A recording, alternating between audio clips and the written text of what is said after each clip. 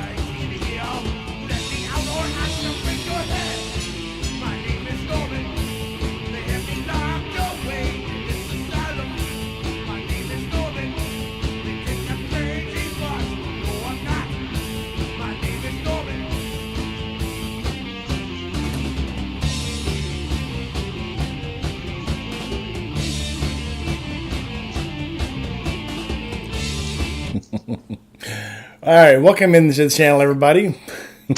I'm your host, Randy Ryder.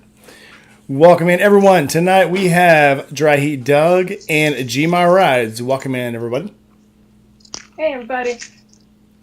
All right, so welcome everyone in the chat. Tonight we have, let's see, Diana Pillion Style, Sick Bastards, Serenity Kitty, Dragon Paradox. Millie was in earlier. There she is. Millie's still here. And Louisiana Turkey Butt. So welcome in, everybody. And Lindsay, oh my God. Oh my God. Hi. Look at that girl. Welcome in. Looking good. Been a while since you've been on the channel. Turkey butt? Louisiana Turkey Butt. Oh. That's not Lindsay. No. My bad, Lindsay. Hello. Lindsay, welcome Nice to in. meet you. Welcome to the channel. Yep. Lindsay, my favorite traveling buddy. My favorite rally buddy there. Except for the rest of you, of course. All right. So tonight, Lindsay won't be able to be on very long. So Lindsay has a special request. We're going to do a special one before we get to the snack chat. Snacks are important. However, Lindsay had a little theme she wanted to get on because she won't be able to be on very long. So Lindsay, do you want to tell us what your theme is for your limited time on board tonight? Uh-oh. I didn't do it. We lost audio. We had her. Yep, we lost your audio. We had her for like a whole 5 seconds. Oh. You're I muted. just turned the mic off. Yeah. Yeah, you're muted. It went to. Can you hear me now? There you go. There you are. Yeah. Yes. It went. I don't know why it went to. It went over to my phone. It just like decided to switch over to my phone from the computer. It's You can hear me? fine. I use mine with both. Yeah, we can hear you now. Actually, I don't even need these really, but I'll just leave them on because they're on. How do you choose a new bike? Like, Interesting. how do you go through the- Interesting Yeah, theme. because- All of us have gotten bikes in the last year, so Yeah, Well, that's true. and my goal for 2026 is to do a cross-country trip, and my current bike, I know I can't do it on, I mean, I could do it on my Himalayan, but I already know after traveling this summer on it that it's just not a cross-country bike. So I've been trying to figure out what bike would be a good cross-country bike, but I will inevitably end up on dirt roads. So it has to be, something I can have a little fun off-road with. What do people consider when buying a new bike? let's have some fun with this. So tell us all the criteria for your bike, and then us and everyone in the chat will give you our recommendations. Yeah. So tell us what criteria you're looking for in this bike. What do you, compared to other bikes you've had, what did they do well? What did they do not well? And what are you looking to do on this bike that you think none of your other bikes could do? And we'll give you what we got. Yep, we got you. Okay, the headphones make me feel like I'm in a tunnel, so I'm taking them off. Okay. So I was at Dirt Days recently, which is a ADV festival here in New Hampshire in August. And I was talking to my friend Rodrigo about this, and he's like, sounds to me like you don't know what you want when I was talking about bikes. And I said, I know, because part of me, so my Himalayan has been a great bike for riding around on the back roads. It has a fatal flaw as an off-road bike for me, which is that I can't pick it up. And I have tried. That's a problem. Yeah, it's heavy, and Yeah. which is fine. I expect bikes to be heavy, but as a off-road bike, it's rather heavy and cumbersome. And doing ADV training, I dropped my bike a couple times, and all times I needed help picking it up because it falls flat like a pancake. So you can't really get your butt into the seat to push it up without Right. propping it up or all these things. Anyhow, and it's not comfortable long distance. Like, it's fine for, you know, I've spent 8 hours on it and I'd survive, but doing 8 hours every day for 2 weeks or something, that could be a challenge. So my criteria would be something comfortable enough to go across the country. Cross country on dirt? No, I wouldn't do, like, I'm not skilled enough yet to do, like, backcountry. So like about a 50-50 mix, or? I just inevitably always like dirt roads. I tend to just turn off onto them. So Okay.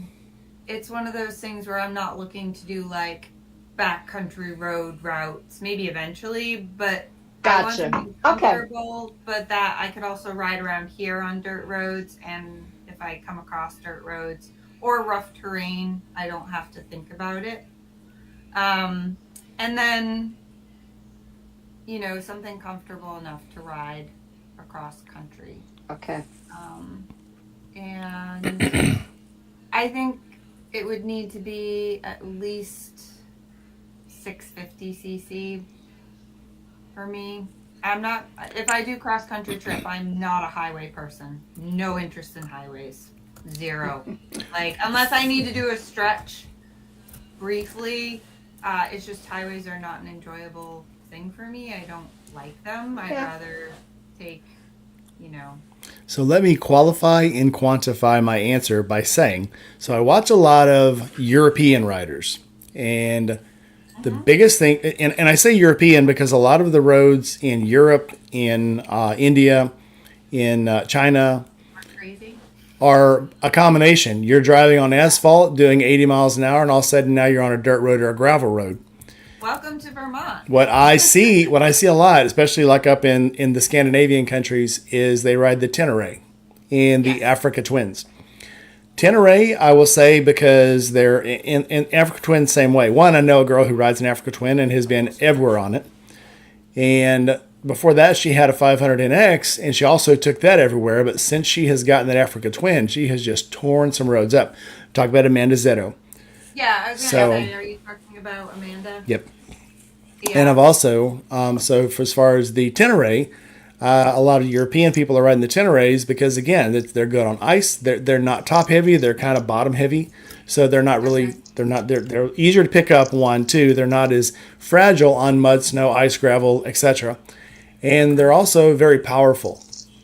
And there's lots of room. There's lots of landscape on them for bags and for packages and for, tank bags, front bags. You can put bags all over the thing because there's lots of area on the body of the motorcycle, not taken up by a lot of plastic. So, and they're they're relatively affordable. Yes, they're relatively inexpensive. Yeah. That was the other thing, like, criteria wise. I mean, either way, I probably would get something used, or a couple of years old. I do know that Royal Enfield's coming out with a new Himalayan. Another new Himalayan is in the works, but I don't know if that would be. And I don't love the new Himalayan, so it's not something that, like, I've tried it and it doesn't do it for me. So Yeah.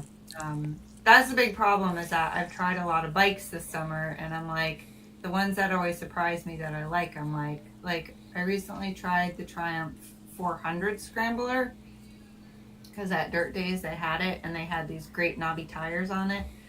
That thing was a blast on the back roads. Like, I had a wicked good time on it.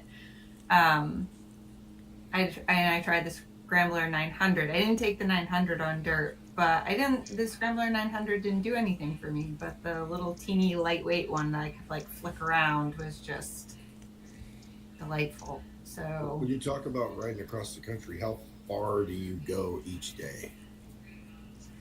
So I am a content creator by work, both for myself and my jobs, and so I care more about enjoying my ride than I care about mileage. Like, I have zero interest in pounding out, I have to get through X number of miles a day. That doesn't interest me.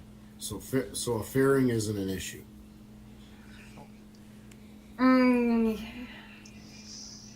I would probably want a good windshield. I have been caught in some wind, like on my way coming home from Dirt Days. We had a lot of wind, and it was me like literally hanging off one side of my bike to counterbalance the wind that was pushing me over this way. And it was 4 hours of that. So I do know what that's like. I'm not sure windshield would help with that, but Yes, it would. Yeah. Yeah, it would help. It's also like if the weight of the bike is up high versus, down low, you're going to get more of that. So, Lindsay, how tall are you? I'm 5'6" with Okay. shoes on. 5'6"? With Okay. shoes on, yeah. 5'5" on. That's okay, so am I. So, Some people might say 5'6" on a good day. so how did you feel on Steve's Dyna? I didn't try his Dyna. I tried his. I thought you rode his Dyna too. No, and to be honest, Oh. I've tried the Sportster and the Street Bob and the Pan America, and I apologize, Harleys don't do it for me. You just named two, but the Street Bob and the Pan America both are horrible bikes for people who haven't ridden at least 10 years, because you're looking at the Street Bob is very hard to handle because of the width of the tires, and the Pan America is an absolute piece of garbage. So, well, some people love the Pan America. Like, I have people who don't know what they're talking about like the Pan Love America. it. I'll just True. But I really wanted to, when I went to Babes Ride Out East Coast, I really wanted to try like a street glide or a road glide because they had those there, and I was planning on it. But the Babes Ride Out campground, you came out of the driveway onto a very steep stop, like you were parked on this steep hill with a blind turn. And so there was numerous times trying to pull out of that driveway where somebody would come flying up over the hill and you couldn't see them till the last minute, and you had to make like a quick stop off of the hill. And I had trouble with the Pan America getting it out of there. And I was like, I don't want to take a road glide or a street glide out for the first time and just like totally fall over in the middle of the road here.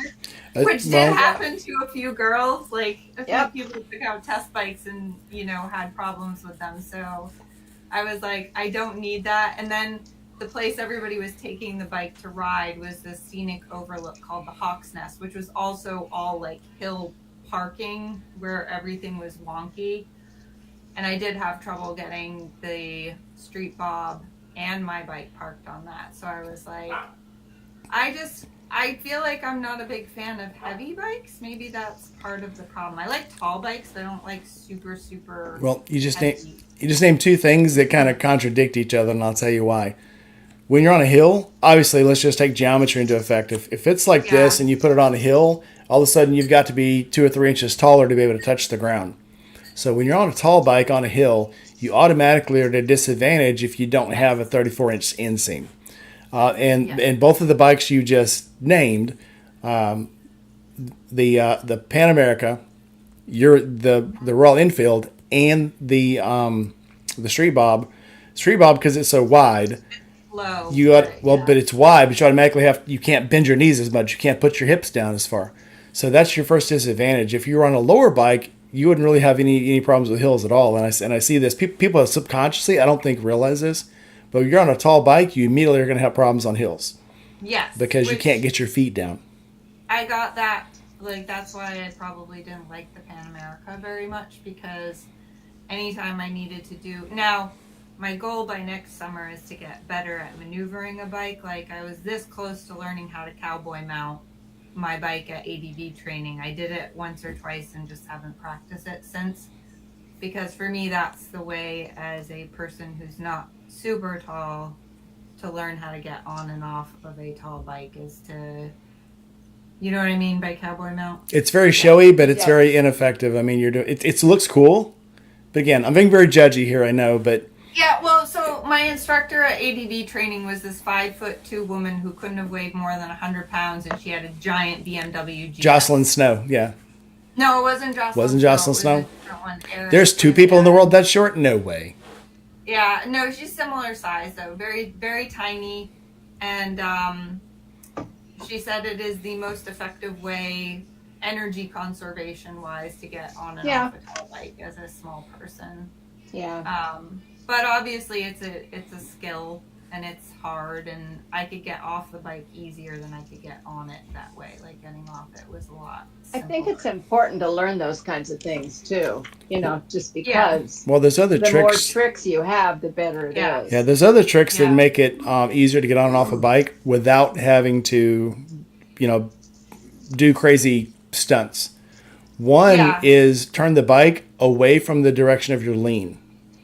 Mm-hmm. That'll lower the bike down. And two, when you go to stand it up, you don't have to push as hard because you've just changed the center of balance of the bike. Mm-hmm. And I used to do this thing where I'd get on the bike and sit on it and just kind of throw myself and then straighten the wheels up. And if you straighten the wheels up, it just throws the bike to center stand.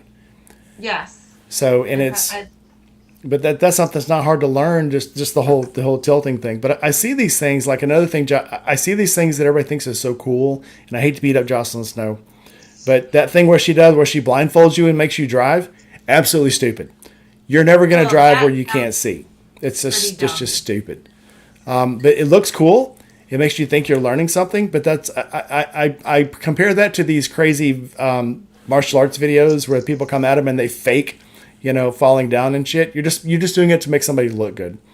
You're not really I learning think they're anything just doing from it for content. Yeah, you're not really This is learning anything more- from it. My training was more learning, like, we did a lot more learning how to ride. It was a lot of tight turns while standing. It was basically learning how to stand on a bike and control the bike, because when you're off road, that's a huge thing you have to do. Oh yeah, it's more comfortable.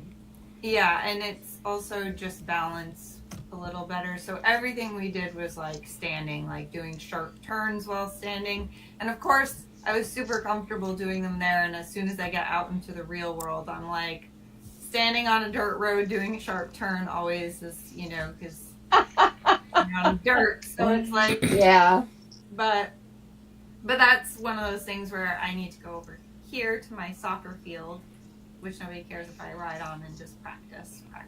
Yeah. So, And that's the thing. Yep. You got to get out. Nothing is going to substitute just getting out and riding the bike and doing drills. And a lot of different bikes too. And a lot of different I mean, bikes, yeah. It's one thing to walk in and go, "Oh my God, I love that bike. That's the one I've got to have," which is essentially what I've done a couple of times. And then I go back and I retrofit them to make them work for me. But that doesn't work for everybody. So some people need something that's walk away ready to ride, and so you got to look at things like changing the seat out, changing the shock mounts out, putting on some highway bars or, that kind of stuff, so that you have a different type of a gravity center so that you can get your ass under it to pick it up. yeah. Because I've picked up my smaller bikes. I can't pick up my Road King, and I won't try. Yeah. But I don't take it off road either. So Yeah. yeah. Yeah, it was a very interesting time because I'm envious. I've always wanted to go do one of those off-road classes. it was wicked fun. I'll do it again next year. I did not do any of the off-road rides because after seeing them, I was like, I don't think I'm quite ready for that yet. And then I was talking to my camping buddies who are like, they've been doing this for years. And they actually advised me, which I thought was actually smart, and which I'm also considering. They advised me to get a teeny tiny, like 250 little Honda dirt bike or dual sport or something that, I don't like. They're like, maybe get something like that. And then when you take it off road, because, here I don't know a lot of people who like to go off roading. So they're like, and then if you take it off road and you drop it, it's not a big deal because it weighs, 250, 300 pounds. So I did. I took their advice and I test rode the little like Honda 300 and I had a blast on it. So that's like my list for next year. I was like, I want something I can go across country and I want something I can do like dirt biking essentially on, which are two very different things. And I would like a bike that does everything, but they are. Work all the time. You can sometimes squeeze it in. I'm going to throw this in. Up until about 2 years ago, I really did not like the Street Glide. Matter of fact, I just thought it was the stupidest looking bike. It looks Is that the one ridiculous. You just bought? Hold on, I'm getting to that. He does have his flaws. So I had to go to Texas, and a friend of mine went to Louisiana, and I got invited on a ride, and then we ended up having to drive there because it was raining so bad, hurricane coming and stuff. So, well, I'm just going to ride down. I won't do this ride. Well, then I get down there, and my friend Jay, who's been on the channel before, had a 22 Street Glide. And he goes, you can borrow mine and do this ride. And I said, okay, fine. As soon as I got on it, I was like, yep, this is just what I thought it'd be. It's bulky. It's hard to turn. It's awkward.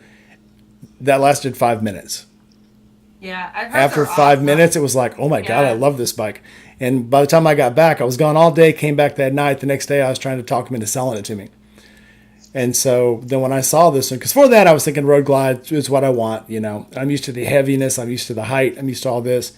But once I got on that Street Glide, it was like, this is the one. It's like Jim, I was saying, you have this in mind, what you want, until you throw your leg off over the one that really is the one you want. And then you're like, yeah, this is the one. And then you just know. So I was that way with BMW. I was that way with the Road Glide. I was that way with the Sabre. I was that way with the Victory Gunner. Once you put your butt on it, you know. I mean, you can shop. That's why she says, look around, ride a bunch of bikes. But when you get on the right one, you're just going to know. This is the one. I definitely had that feeling this summer. I went to Americade, which is like super close to me. And I really wanted to try the Triumph Scrambler 900. Because they had that there and I just love it looks wise. And I took it out for a test ride and I was like, it's okay.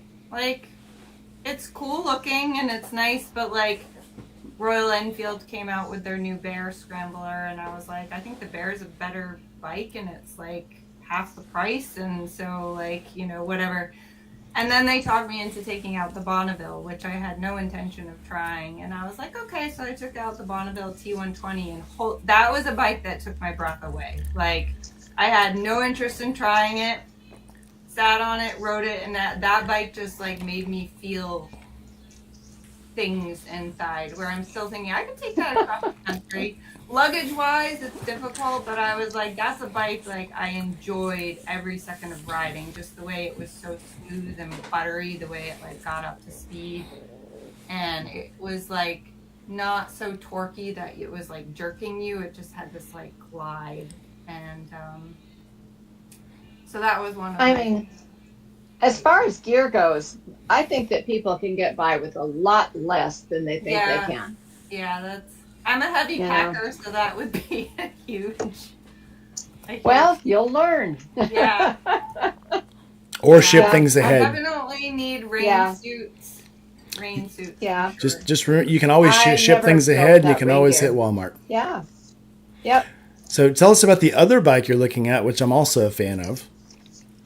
Oh, so my husband just bought a Moto Guzzi and a V7, which is not the bike I'm thinking of because that one, but I started looking at their V85 TT, and to me that is probably one of the most beautiful adventure bikes on the market as far as like, it just looks stunning. Like, I don't love how most adventure bikes look, if I'm being honest. Like, they're cool, Yeah. but they aren't beautiful. But that one, and my friend rode it in Italy through I think she said she rode it on the Stelvio, and she said she really liked how it handled. So that's one I would like to try. The only problem is, as I told you, this week, and I think it was the Moto Guzzi that started it because of the dry clutch. Like this week, I've been having carpal tunnel problems, and the dry clutches are they're very stiff. They're so reachy also. Yeah. They're what? Yeah. They're very reachy. The throw is usually Yeah. longer on a dry clutch. Yeah, the one we have, the Moto Guzzi V7, has 5 adjustable points where you can adjust the clutch lever. Oh, wow. Yeah, so I can put it at 1 or 2, which is better for me. But it's harder at 1 or 2 to get where your catching point is with the throttle. Like, you don't have the same friction zone when you adjust the clutch lever. So. Well, not just that, you're also changing your fulcrum, and it puts it closer to you, but also makes it harder to squeeze because you're giving it less throw. Yeah. So that's a bike I would have to try to see like how comfortable the clutch is for me. I don't have super big hands, so that's something I've had. I liked the V85. Yeah, but you have big long fingers, so you have a yes. They're not terrible. So I went up to Ohio. I drove the V7, the V85, and the V100 Muscle edition, and I loved them. But everybody thought I would like the V100 more than I liked the V85 or their V7. But I actually liked the V7. I liked the V85 more, and the V100 was fast, and that's about the only thing I liked about it. It wasn't very comfortable. It was fast, but it was also very torquey. And that sounds really good if you're going to be a racer. When you're on the bike and you're trying to do a lot of things one-handed, it's not cool. There's no smooth power. You can sneeze and throw yourself in the ditch. I'm definitely more of a fan of smoother. Like, I don't like a bike that just like takes off. I like something that has a more like gradual. At least that's one thing I've learned. Like, they're fun. Like, I can take out a torquier bike and it's fun, but like I definitely prefer something a little bit smoother. Which I've liked the V7. It's very slow at low speeds. Like, it takes a while, but once you get it up to high speeds, it's just very smooth. So I'd like to try the V85 TT. I think it's beautiful. It's priced significantly less than like BMW GS's. If you buy it new, everything's lower than a GS. I love BMWs, and they're very price conservative, honestly, until you get into the GSs. Yeah. But same thing in the Pan America. It's like you're getting less, but you're paying more. And if I pay more, I want more. Yeah, everybody I've heard with the Pan America says one of their big complaints is that they didn't put a shaft drive on it. Because it's like, if you're spending that much money on, the Pan America, like, they could have at least just put a shaft drive on it so you don't have that extra bit of maintenance. They did a lot of things, and I'll always be critical of Harley on this, is they'll get a perfect bike from an engineer, because engineers now make all their engines. And the first thing they do is go, okay, we have this perfectly tuned engine that's perfectly powerful and is awesome and efficient. Let's take a bunch of shit off of it because we don't like how it looks. And so they'll cut down the radiator. They cut down, take the shaft off. Let's make a chain drive. Why not? And then they take off a lot of things that the bike needs to run. And I'll always bring up the V-Rod. The V-Rod, the very first edition of the V-Rod, the Porsche gave them that engine with a huge radiator on it, and it could run all day. And I saw a lot of the testing on it. They put the original V-Rod, when they got the first prototypes, put them in a shed and let them run in a 10x10 shed for 12 hours. Just came in to keep fueling them with gas, and they never got hot. Oh, wow. When they went to production, first thing people were saying is they're overheating. First thing, because they cut off a third of the radiator, because they said, oh, people don't like radiators. Let's take part of this radiator off. And it's like, they had cooling fins on it. And they had this cooling shroud to direct air, and they were like, oh, that looks ugly. Take the shroud off. So they started cutting off so many things of the bike that all of a sudden they made it run horribly. And I'm sure they did the same thing with the Pan America. Pan America is the same thing. It had When they first were showing it, it had this big radiator on it, and everybody's like, "Oh, it's not going to be like this when it comes out," and it wasn't. They took the radiator off. First thing they had problems with, cooling. Yeah. People were complaining that the fuel pump was too loud. What they do? They put a quieter fuel pump in it. And now what do they have? They've got fuel pump issues all the time. They gave up a performance for a quieter motor that fails all the time. Yeah. Matter of fact, somebody just had her two wheels. Her fuel pump just went out in the Pan America, and now they're discovering, that's the number one problem with these things is overheating, and the fuel pump stops for no reason. And they're very top heavy. And that was the other thing. Yeah, they are. They're very. I didn't find it too terribly heavy balance wise when I rode it, and it's nice that it sinks when you come to a stop. Like that's kind of nice for shorter people, but it's still hard to like I had to turn it around when I was out on a test ride, and Yeah. it didn't sink when I was trying to pull off and turn around, and I was like, Yeah. and I was on gravel, Yeah. and I was like, this is just not super easy. The anxiety is not worth it to me. Yeah. I rode one once and I was like, they're like, okay, well, the automatic sinking feature doesn't really work. And I'm like, okay, I'm not going to be stopping at all. Yeah. And I didn't, but it was sketchy. I didn't like it at all. It's very unfooting. Let's just say that I'm used to knowing where my feet are going to be when I stop, and so I'm gliding to the stop and putting my feet down. Yeah. When the height changes, it fucks you up. Especially when you're coming up to a red light when the road is wet or there's oily stuff or there's gravel. Yeah. I can't see that being a good thing. I just can't. Yeah. So. That's a good point. But they gave up performance for gimmicks. Yeah. Yep. And it is a gimmick. You can do that on a car. A car can lower itself at a red light. Cool, no problem. Because it doesn't. You don't have to stick your feet out to hold the car up. Yeah. A bike, different story. But Doug, give us what made you decide to get the looking glass. I'm just looking at the chat. Band-Aid biker. Stop being short. That was awesome. All right, Doug. Well, I mean, The older I get, the shorter I get. you get some platform shoes, I guess, but then you can't feel anything. Then you can't shift right. So I mean, yeah. Yeah. I did that. I went in and I had a pair of my boots. I had an extra 1/4 of an inch put on the sole of them. So now they're 1.5 inches. And I mean, I can see the advantage of it when I get on the Road King. I'm perfectly flat footed, but I feel like Frankenbitch walking around. So, do I want to walk around and look like that? Pardon? Does it affect your feeling? Can you still feel things?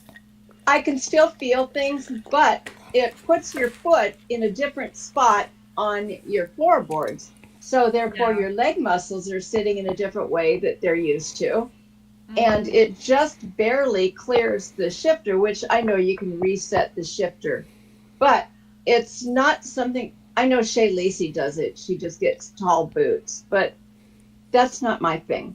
And props to people that want to do it, but it's not going to work for me. Yeah, that makes sense. Yeah. I'm not a big, chunky boot person, so it Well, I went through that in the 70s and it was fun then, but I'm over it. yeah. I got over my chunky stage when I turned 4. So I was okay. Doug, I didn't do it. Doug, what made you decide to get the looking glass? What made you pick it out? I don't know. What's the looking glass? Well, so Doug just bought the totally chromed out Harley. I got this one. It happens to be in. Is it in? this room. Oh my God! Just so happens I parked it in the kitchen. Oh my God. It was raining out. Do you live where it's winter? Because I've got to add room. I got to add room to the garage. If you're cold, they're cold. Bring them inside. Yeah. Well, it's raining too. I'm putting a seat cover on it, so it's that I put it in the house. Yeah. It's been there for the week. I used to keep my Sportster in the house and my shovel head for that matter. See, there's nothing wrong with that. There is nothing at all wrong. I support you, Doug. It's a great idea. No, I wanted to bring my Honda inside one winter, but I was told no, I can't because we have a wood stove, and so it was just like I know. I said I'll just empty out the gas. It'd make it start easier. Yeah. Yeah. But I used to go out. So when I had a carport when I had the BMW, the 77, and I'd go out when I got up in the morning to get ready for work. I'd turn the space heater on to heat up the block because it made it easier to start. I promise you, Yep. it is not going to self-combust. I promise you. No. I do actually want to say I have been looking. I do want to try to find, I don't know, either like an older Dyna or Sportster or something like that in the future. I want something I can customize, and I feel like those are good. Like I see people do a lot of fun things with like, the older Dynas or Sportsters. So I'm always out looking for them because one of my neighbors has, I don't know, I feel like his must be a Dyna. Or maybe Dynas are great bikes. They're or great maybe bikes. it's just there was a woman from Canada, Babes Right Out, who rode all the way from Alberta to New York Uh-huh. on a Nice. Dyna. Yeah, it was cool. So I do want to find something like that I can customize in the future. Because one of our neighbors has one that it's a soft tail. I'm not sure which one, but he like did his thing to it, and it's very cool. Like when I see him riding around on it, I'm like, yeah, I'd like something like that in the future, like something to learn how to work on. Yeah. But I'm not sure I'd want to take one across the country. In the future. If you It's put not that terrible. Well, I've done it. I was It going to would take be this done. Sportster. You'd I was be going to take this perfectly Sportster down comfortable. to Florida this time. I bought a huge seat for it, got the front fairing, got a lot of amenities put on it to make it comfortable. Then all of a sudden I tripped and fell into a street glide. So, yeah. But Chasing Ghost just stepped in. And if you guys want to see something really funny, Chasing Ghost just did a video called, what was it? I'm grumpy and I'm in pain. And for 30 minutes, did you watch it, Doug? For 30 minutes straight, she cussed out everybody on the road. And it was so funny. I couldn't stop laughing.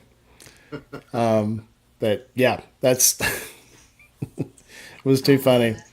So yeah, welcome into the chat. If you guys have got to watch it, go to Chasing Ghost channel. And I think the video was called I'm Grumpy and I'm in Pain. But boy, it was fun to watch. Yeah, total Tourette's. But anyway, so Gma, what made you decide to get the new Road King?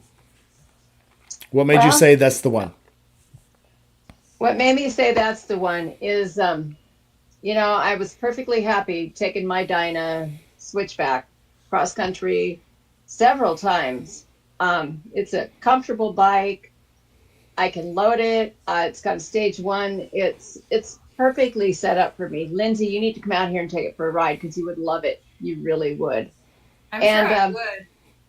But after the last time that I took it out and I had some brake overheating problems, I was talking to my mechanic, and, I'd kind of had it in my head that, 500-mile days I'm almost 70 now, they're not as comfortable as they used to be. So my mechanic was like, you might want to think about a new bike. I think you're wearing this one out, which is not at all true. It's got a lot of miles left. Wait, is that before or after you shattered the back disc?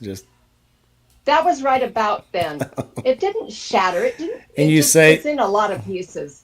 And you want to say you didn't ride it into the ground? I'm just not that I'm being judgy. I mean, just. But so the advantages of I knew I was never going to get bigger saddlebags on the Dyna, and I knew I was never going to get a bigger gas tank. So the good thing about the smaller gas tank on the Dyna is it and I needed fuel and to offload fuel, if you get my drift, right about the same time. So it needed gas in and I needed to pee right about the same schedule. So, but the Road King, that thing will go. I see you laughing, Doug. It's all on the pee schedule at a certain age. It sure. It is. I was that way in my It really 30s. is. Shit, it was like. Yeah. It's about. But comfort, you have to have your priorities. But Yeah. anyway, so after my fourth, I think it was like my fourth cross country, I've got like 80,000 miles on my Dyna. I fucking love that bike. We're 5 minutes in, so I can swear now. And so I love that bike. And it was, everybody was like, well, are you going to trade it in? No, I would never, I would sell one of my children first. And I can say that because I don't think they watch me. But But the grandkids watch you. So, that's true, and they will rat me out. they I didn't mean totally- it, kids. I'm saying So anyway, I started thinking about what I wanted in a bike, like you're doing right now, Lindsay. And I needed something that was sturdy enough it could handle maybe a 700-mile day easily, which this one can. I wanted something with bigger gas volume, which it has. Bigger saddlebags with the little flippy lid thing, like, oh, I'm going down the road. Is my saddlebag open? Oh, yeah. Let me flip that latch. It's now closed. It's the small things. And a cruise control. Well, on the Dyna, I lost one off my Dyna on the freeway one time. And my girlfriend was riding behind me. She pulled over and she went back and she grabbed it and slapped it back on the bike, took off. I'm still running that saddlebag. But anyway, as far as the Road King goes, I knew that I wanted a Road King because of the features a Road King has. It has a type of alarm system I want. It has the modifications I want, and I didn't have to do a whole bunch of stuff. So when I bought it, I put a stage 2 upgrade on it, which basically gets rid of the Harley Davidson chains. So you can go as fast and as loud as you want. And I put a low reach seat on it, which is something that short people really need. I also put some things on it. They're leather and they sling over the hot part of the engine because since we are height challenged, your legs sit right on the hot part of the engine and these block that problem. Yeah. And I also added some power up to the handlebars so I can run my phone and my cameras. And, I just took it for about 3,000 miles. And it was a solo ride, and I had a great time. Awesome. I had a great time, yeah. But yeah, and it's not an around town bike by any means, and but that's what the Dyna's for. So Yeah. that's why I chose that. If that makes sense. That does. That makes a lot of sense. Yeah. Yep. But yeah, Cool. but I think that you're going to have a lot of fun picking out your next bike, Lindsay. yeah, just Yeah, ride I have- every bike. Yep, ride Yeah. them all. Even the ones you think you're not going to like, throw a leg Yeah. on them because it might lead Oh you. yeah, Ride them. yeah. Yeah, No, and I still want to try a road glide or a street glide. I just need to do it at an event where I'm not having to pull out on a hill into like blind traffic because that was. that's a big deal. The Yeah. other thing you can do now, Lindsay, that I would suggest, I don't know what your skill level is rider-wise, but one thing I did when I got the Dyna is I went out into a parking lot that had a little bit of a hill on it, and I practiced holding on a hill and taking off. And I found bigger and bigger hills, so I could hold with just the front brake, so I could hold with just the back brake, or a combination of both, so I could take off confidently on a hill. And I can do that now. That's a on good idea. almost any hill. But yeah, so that way you're like, shit, I got this. I don't have to worry about that. Yeah. Just saying. I'm pretty comfortable with it with my rear brake. Uh-huh. My front brake, I haven't practiced as much, but that's just Uh-huh. because the whole coordination of braking and throttling for me has always been like, Yep. yeah. You'll Where- get it. It's witchcraft Yeah. Yeah. Yeah. because you have to do I've this. got that witchcraft. Yeah.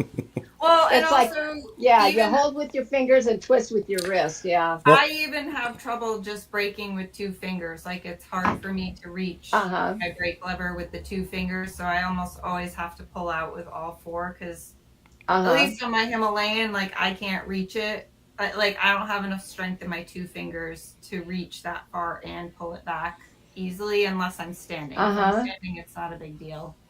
Because then I- I'm over. Some motorcycles make levers that are pulled back a little bit, and you Yeah. might look into seeing that if that's an option for yours. Or just adjusting the levers too, because I know you can You adjust. can do that too. Yeah. Yeah. I'm going to tell you this about hills. When you let off the front brake, the bike will jerk quick, but it won't move quick. You've got more time than you think you do before you have to throw the clutch and get it moving.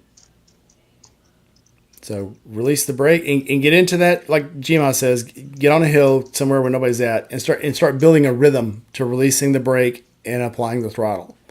And you don't have to be as fast as you think you have to be. Slow is smooth, smooth Right. is fast. Yeah. We have quite a bit of hills where I live, so I kind of avoided the ones like that I wasn't comfortable with last summer, and this year I try to make myself do them. Like to get out of our road, you have to pull out onto a busy road on a hill that's like, it's a good angle stop.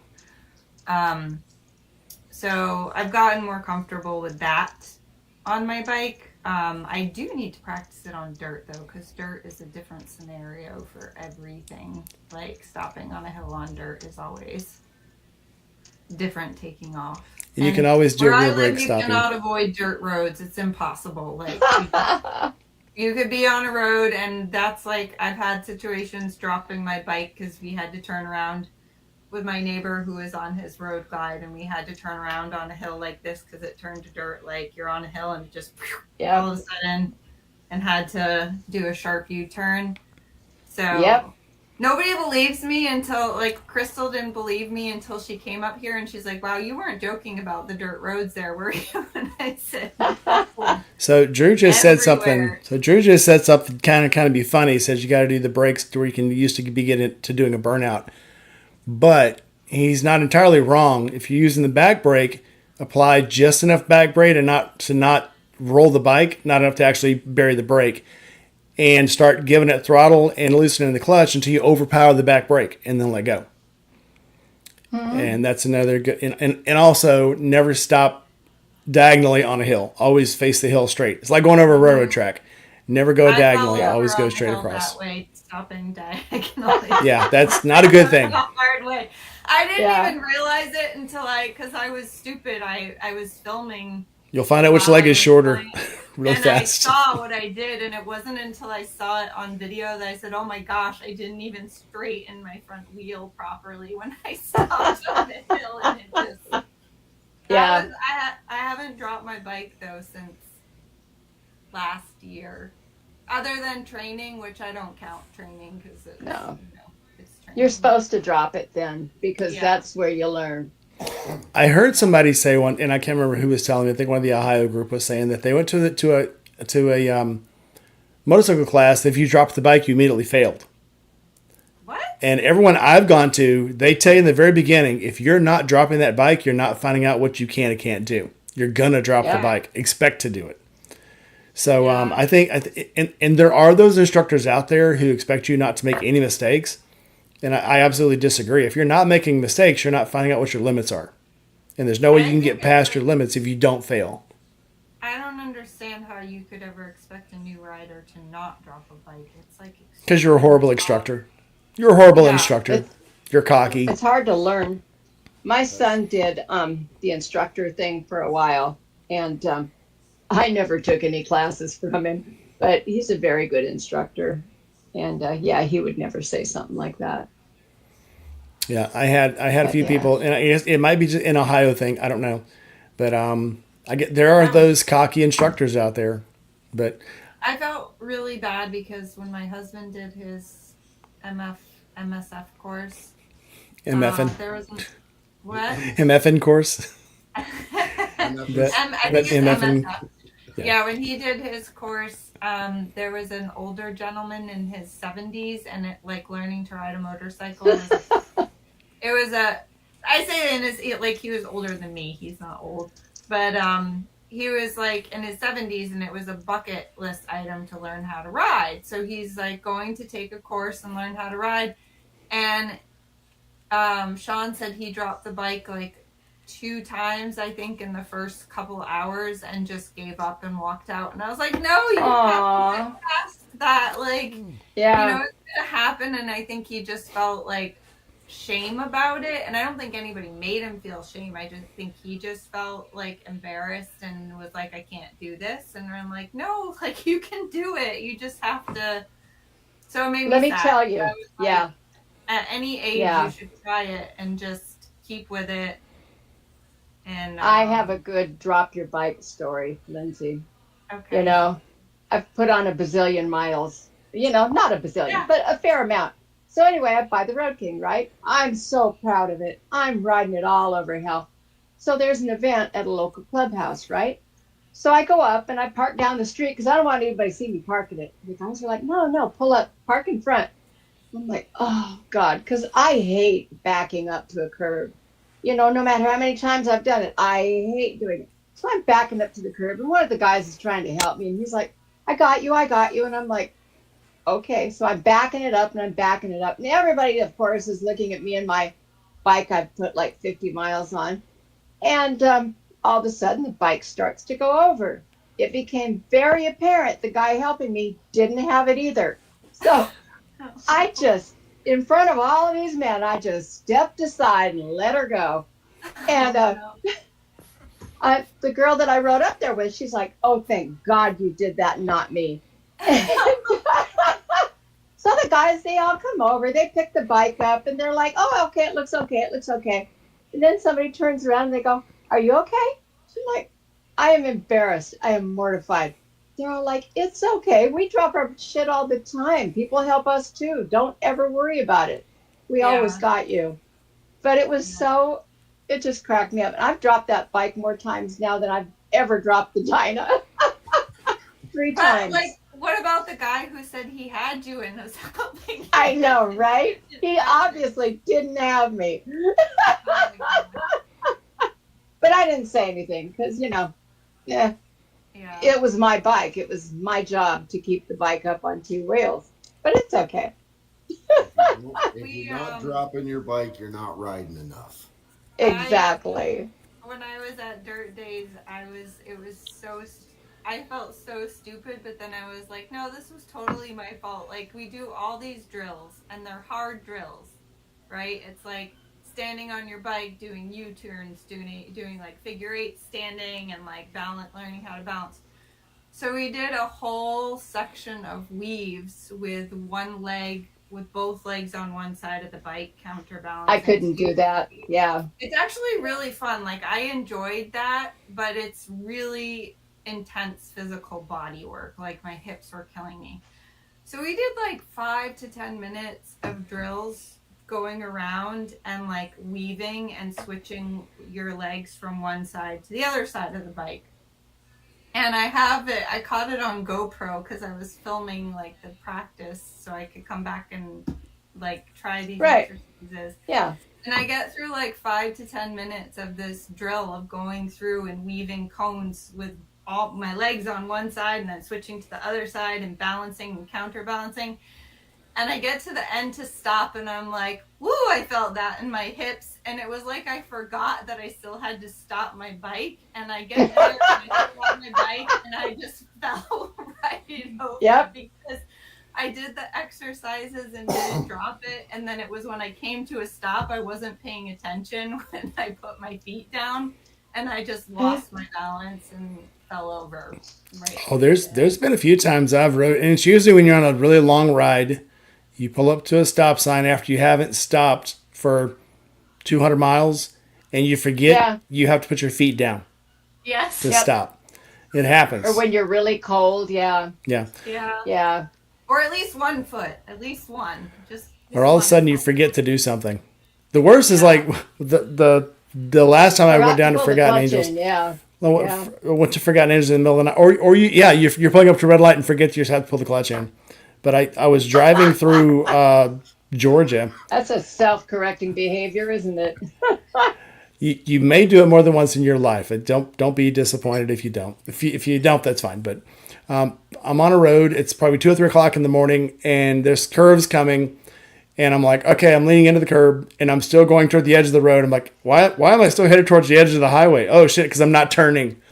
And it's just one of those things. Sleep catches up to you. And that's if I don't give you any more advice than this, make sure when you get tired, stop. Yeah. If it's only Yeah. for 10, 15 minutes, Yeah, if go you get ahead. tired, stop. Love you. Or cold. Or extremely cold. Or cold. Or cold. Is that a lemon? Snacks were provided. Did he put a lemon on your glass? He did. My grandson loves me. Aw. That's awesome. That's an indentured yeah. servant. Holy shit. I need one. No, that is the best freaking roommate ever, man. Drew says you would not be expected to explore your limits. I absolutely disagree. In the MSF course, so in the military, I had to take a course of instruction for the motorcycle every 3 years. I started with the basic course. I took it in Norfolk on the old Honda Rebel in 1991. Next time I took it, I'd already taken the basic course. I had to take another one. So I took a street bike course, and I took it on a Honda Magna. Next time I took it, I was up in St. Louis, and I took it on the Honda Sabre. Next time I took it was also in St. Louis. I took it on a BMW 1100 RT. The next one I took, and each time I'm taking a separate course. Well, I'd taken all the courses, and I still had to take another one. And some smart ass goes, "Well, you've never taken the basic course." And I said, "Yes, I did. I took it in 1990." And this was like 2008 now, 2009. And so the guy says, "Well, you've never taken the basic course." I said, "Yeah, I did." He goes, "Well, it's not in your record." I said, "That's because my record's electronic." Cheers. So they made me take the basic course again. And so this time I went to Harley, and I'm taking it on the Buell Blast. And I'm like, "Are you kidding me? I'm riding a 1100cc sport tourer, and I got to take it on a 500cc putt bike, a single cylinder." That was the hardest course I've ever taken on a motorcycle, because at that time, for 20 years, I've been riding 1000cc plus motorcycles. Now I'm on a 500cc with no power. And every time, normally you'd lean into a curve and start to fall, you'd hit the throttle and it would stand you back up. Not on a single thumping 500. Every time I'd go to hit the throttle, it'd just choke and fall over. So, when I first took my endorsement test in the 80s, back then it was like it was before they had helmet laws, so I didn't have to wear a helmet, which was nice. But it was like you took your written test and then you went out and you did your skills test, and everybody did it all at once. We all watched each other, and if you tanked bad, because there was all these little crotch rocket riders wanting to laugh at me and stuff. But anyway, so I'm on my Sportster, and I'm my own mechanic, and I was not a good mechanic, but I did know where the idle knob was on my Bendix. So I dialed it up just a little bit, and so it didn't die, and I did all the drills and everything, and I was one of 3 people that passed the test, because back then they couldn't make you wear protective gear or any of that kind of stuff either. Yeah, I passed. It was great. Yep, still have it. Did you have to take your own bike back then? Yep, you had to take your own motorcycle. Yeah, I never which would was have asked if I'd taken Yeah. it on my Honda. 'Cause Really? Because my Honda, my vintage Honda, it doesn't even have a kill switch on it. You just my everything. Sportster does. It's called pop the clutch. Yeah, everything past the basic course, you take on your own motorcycle. Yeah. So the sport bike course, the cruiser course, the touring course, what was the other one? The cruiser course. You take it on your own motorcycle. So they're very easy because you're used to riding that bike. You're just learning how to operate your bike more efficiently. Right. Yeah, I do want to take an extra course at some point, but here you kind of have to wait to get, even when I signed up for the regular basic course, I had to wait 2 months to get into it because they were all full.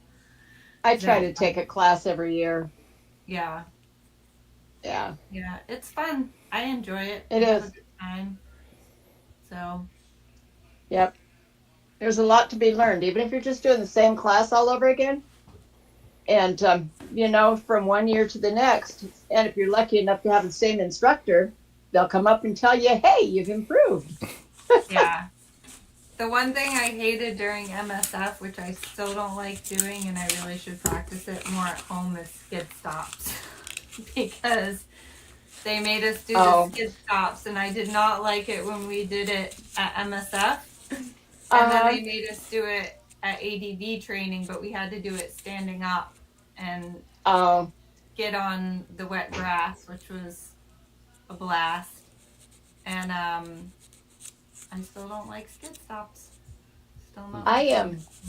I do inadvertent skid stops every once in a while. Yeah. Well, the BMW you couldn't, but on every other bike I've ever had, especially when you've been riding a while, you got to pop, you get a downshift, and all of a sudden the back starts fishing. I don't do Yeah. it stopping. I do it downshifting. Yeah. And then also Yeah. found out yesterday it rained really, really hard, and I found out that you can skid the tire on the Street Glide in the rain. Oof. That's also how I found out I had a Ask rain me how mode. I know. Well, Yeah. well, that's also how I found out I had a rain mode, because then I'm like, holy shit, is my TCS turned off? And when I hit the TCS button, the rain mode came on. I'm like, how did I know that wasn't there? Never even knew. Do you feel a Now I know. difference in rain mode and rain? I'm very curious. Oh, yeah. You ride the rain a lot. Oh yeah, absolutely. So what it And does, how nice of them to name it after you. I know, right? So what it does is it ups the sensitivity on your ABS. If you don't have a bike with ABS or TCS, you can't have rain mode, because that's what it does. It heightens the sensitivity of it. It gives you a more lax throttle, and also gives you more lax braking. Okay. And it also ups the update time on your ABS. Okay. So it lets you, it I'm not gonna say you can't, but I remember back in and Doug probably remembers this too. Back in the late '90s, early 2000s, ABS 2 had just came out on BMWs, and they would tell you, if you can make this bike skid, we'll give you the bike. And they take you out on a wet course, and you try to lock the brakes up, and they say, if you can make this bike skid, you're taking the bike home. And you could not. BMW was the first one to get their ABS so locked in, you could not lock the bike up no matter what. So, and you barely feel it kick in. Like, I remember the early version of Honda's ABS, the whole bike would shudder, but it would kind of keep it straight. On a BMW, you can barely feel the kind of kick in, but that's it. Very effective. I hate when I have to skid stop on my Bleak, I think you got some interference. Oh, okay. Bleak, you sound like a ham radio operator. Well, I need to sign off anyway, because I just realized it's after 9 o'clock. All right, Lindsay, thanks for coming in. You got to call me more often. It was nice chatting with you. You It was too. nice chatting with you. I'll Bye. have to hop on more once we get done with all of the summer activities, because the weekends have been like crazy. And Yeah. We'll be here because down south we can still ride. So Yeah, lucky you. come visit. I'll let you. I'll let you ride the Sportster. I'm gonna Before have you to go. do a winter trip, because I can't. I miss it so much during the Before winter. you go, Yeah. are you Yeah, gonna come go to for it? Washington. Do you have? Is it? You don't have snow there? Are you going to Forgotten Angels? I haven't I decided. don't think she is. Probably Oh. not. That's actually my birthday weekend too. Oh, we'll throw you a hell of a birthday party. Come on down. Yeah, no kidding. Yeah. What a place for it. Yeah, that's Yeah. true. That's true. All right, I'm gonna sign off, but it's good to talk to everybody. All right, call me more often. You're making me feel left Bye. All right, I will. Bye. Bye. Bye. Like her. Oh, I love her to death. She's really nice. Drew, she was talking about the off-road course and the ATV course, or the GS course. Bleak, welcome in. You're just in time to be a replacement. Yeehaw! Evening, everybody. All right. So, where were we? Journey of Jerry, welcome in. All right. So now we can get to our secondary topic, snacks. All right. What toppings next? Everybody laughs, but making Snacks long are trips. important. Well, if you're riding around doing coffee stops and going for pie and stuff, and doing like the Sunday dinner ride where you start at 6 and you've stopped 5 times during the day to get dinner, pie, ice cream, whatever, not so important. When you're trying to get to Florida or get across the state or get up to Des Moines, Iowa, you pack things in your lunch kit on the back of the bike or whatever that you can get to easily, have something to drink, have something to snack on, where you're not having to stop and take 30-minute breaks to get food. So we're going to talk about things that Biker Girl stepped into. So we're gonna talk about the things that are easy to take on the bike that you can store away, but also will not make you stop for potty breaks and mess you up. I like Fritos, which is I gotta tell you this story. We'll tell it later. But you don't have to make a whole lot of stops for it, and you can easily keep your trip going without stopping. So I mentioned that today. I was talking to somebody at work, and we're talking about snacks to bring on motorcycle trips. And they're like, "Oh yeah, chili cheese Fritos are great." And I'm like, "Not inside a helmet." And they're like, No. "So what do you mean?" I'm like, "Well, there's things you can't eat inside a helmet and then get back on the bike. Like what?" And I'm like, then we start going through this. Okay, Boiled peanuts. chili cheese Fritos, Gardettos, anything that you have to breathe into the helmet and destroy the air quality inside the helmet while you're riding, especially in the summer. So anyway, so we'll start this off. So what I like to bring on trips, peanuts for one, salted peanuts, the Belvita biscuits, tea, and water. I always keep a cup. Always have a drink holder on my bikes, or I have something I can stick a drink into where I don't have to actually pull in anywhere. I can drink while I'm riding, flip the helmet up, try to get a drink in. So, Gma, what would be your preferences for taking things in the saddlebags? Oh, well, I do always carry stuff in saddlebags, but that's usually stuff for after I hit the motel room that night in case I'm too tired to go out for food. But usually I have a secondary windshield bag. And if I'm just really in a hurry at a gas station, I'll grab something sweet and I will grab like some beef jerky and maybe some peanuts for protein. And I will break them all into bite sized pieces so that, number one, they're not so big I can't stuff them in my face because my helmet's a full face and there's no flip it up and get it out of the way. So I have to be kind of judicious. And if it falls out of my mouth and I can't, can't hit my mouth with the shit, it just falls out through. But anyway, the other thing is I also have a drink holder, Diet Pepsi, my drink of choice, or water. But if you're doing the snacks on the roll, you want something sweet, so you have some sugar. But you can't have just sugar all the time because that will give you a funky taste in your mouth. And so you need a little bit of like beef jerky, like I said. And besides, you have the added benefit of while you're rolling down the road, you don't really see what you're grabbing and stuffing in your face. So you're like, oh, new taste. It also serves to kind of wake me up a little bit too, which probably sounds stupid to you guys, but man, Oh when you're no, out there in the middle of nowhere and you're bored, it's like it's the little things that are important. my last 4 trips to Forgotten Angels have been starting at like 6 or 7 at night and driving through the night. So yes, something to break up Uh-huh. the monotony of the ride keeps you awake. Yep. Absolutely. Yep. Yeah. But yeah, so that's my thing. And as far as other snacks, I always have a little cooler that I put on the back.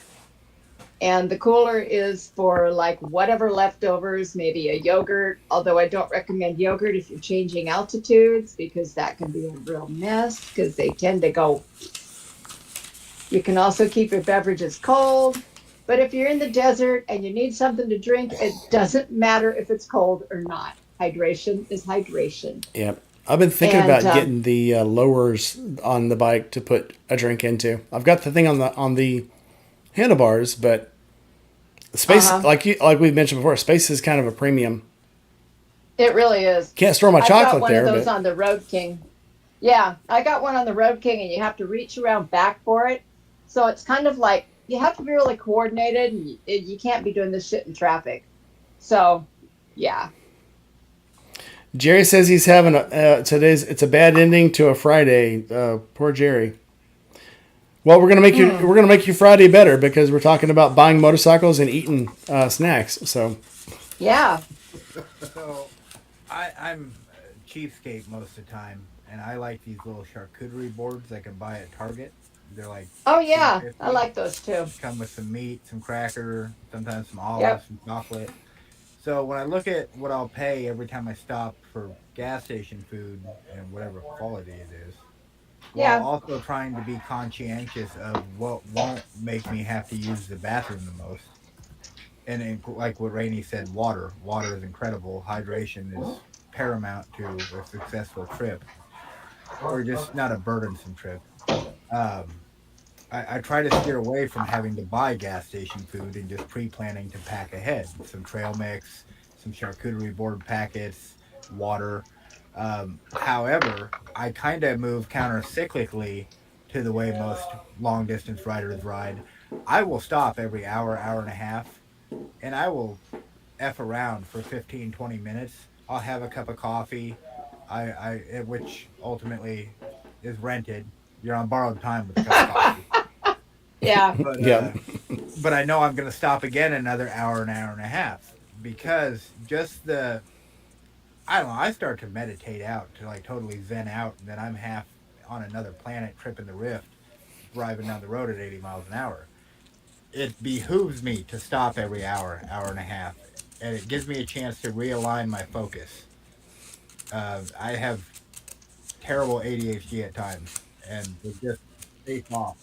And then I wonder who is riding this motorcycle. Because when I come back to whatever I was doing, and I'm like, oh, I'm still on this highway. I have to wonder where I went. You know, again, who was driving? So it's good. It's good for me to just stop regularly, a lot, probably more than most people want to stop. I don't mind. I jerk around. I get a chance to pull the camera out, film something. I film so much stuff, and I have years of B-roll to get me through the Iowa winters. Part of that is because I'm not in a car. I want to stop and see it. If there's a cow on the side of the road I can go interact with, I'm gonna make a new friend. You know, Be right if back. there's a state line sign that says, "Hey, welcome to our beautiful wherever," I'm gonna stop and stick a sticker on it and see who else has been by. Right, interact with my peoples.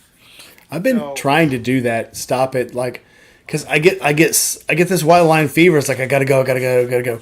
And I've been trying to stop and Yeah. take pictures. I've It's been hard trying to do. to get pictures of signs. So I make myself stop every about 150 miles. So I'll try, and then every other stop I get gas. But Yeah. it's so easy to get into, and you got to make yourself stop because you get into this mode of I gotta go, gotta go, gotta go. Holy shit! How many more hours I got? Shit, I gotta drive 8 more hours. Shit, I better go. But I can skip this stop. I'll just keep going. And then when you get to the next stop, that's when you realize that your feet are numb, your legs are numb. Now you barely made it off the bike because all of a sudden, as soon as your body realizes you're stopping, now you got to pee like now. So you've got to make yourself do those stops. Otherwise, it just becomes miserable. Christian Biker, welcome in. Speaking of snacks, Biker Girl shoving her face full of stuff. I I do like the adult charcuteries, the adult Lunchables. they're phenomenal. I like those too. Those are very good. I like the Oscar Mayer ones. They're very yummy. Yeah. But there's also licorice. Yeah, that goes back to the sweet. That combo of sweet and salty, Oh yeah. without So- being too detailed, If you can get kind of them, binds you up. Yep. Kroger has the adult Lunchables that have the chocolate. What are they called? Teddy Grahams in it. Those are Yeah, those are those the are premier good. ones. Yeah, the market ones. Those are excellent. I try not to keep too much cold stuff on the bike. So now that I've got this one, I might have more room. Weirdly enough. Another perk of being born to a mother who was very frugal, and as a young man, she cooked a lot of questionable things that I ate. That charcuterie board can be warm. It can be hot. I can drink Yep. a warm pop. If it's liquid and it's going to do what it needs Yeah. to do, I can figure it out. I may not like it, but I don't take any extra steps to like make sure stuff's cold along the way. I hear you. I have low standards that way too. Yeah, that charcuterie board's got to suffer just like I got to suffer. Well, We're in it together. Yeah. if I want something to stay cool, I put it in the net that's holding the bag on the back seat because that's like natural cooling. Oh yeah. So it keeps it Oh, nice and genius. cool. Doesn't work with chocolate Yeah. very well. However, No. I have noticed if you have like the trail mix bags, the little ones, like the ounce ones, the 2 ounce ones you get from Sam's. When the Yeah. chocolate melts in there, you just roll them all together and smash them, and then like you run them under the sink at the gas station, and you made yourself a candy bar. That's a jailhouse trick if I ever heard one. Hey, so what? We've all We been used to make them like that in jail. we've all been to jail. Oh. I mean, Um, but I was the warden. Another topic. You, how many of us have learned the hard way not to put chocolate into your saddlebags or your snack pocket? oh yeah, that's a Yeah. well. So many times I've learned ways to make it hard again where you can eat it. So yeah, instead of having to pull it out like a Go-Gurt, tear one corner off and just squeeze it into your mouth. That works too. But like I said, if it melts, take it into the bathroom at the rest stop. Run water on it. Jesus, magic tape. Run water on it. This whole show just took a turn. Tell me more of your mystical mayhem.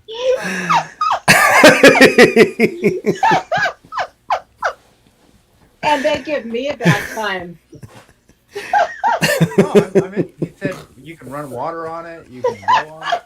You can do all kinds of things. People Look do at it. him, he's bright red. Did you learn this in the Navy?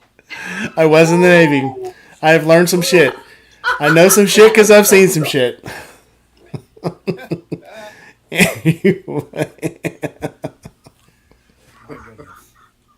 Anyway, so there. So where were we? Oh, we were talking about snacks. Well, Gma was. I don't know. It was salty and it was sweet, and then I don't know. Squirting liquid chocolate in your mouth. It's a No, surprise she whatever you was- wind up with in your mouth. I know I played over in my head what I said, and that's why broke Gma up. Why is he buying that Hershey syrup? He knows where it's going.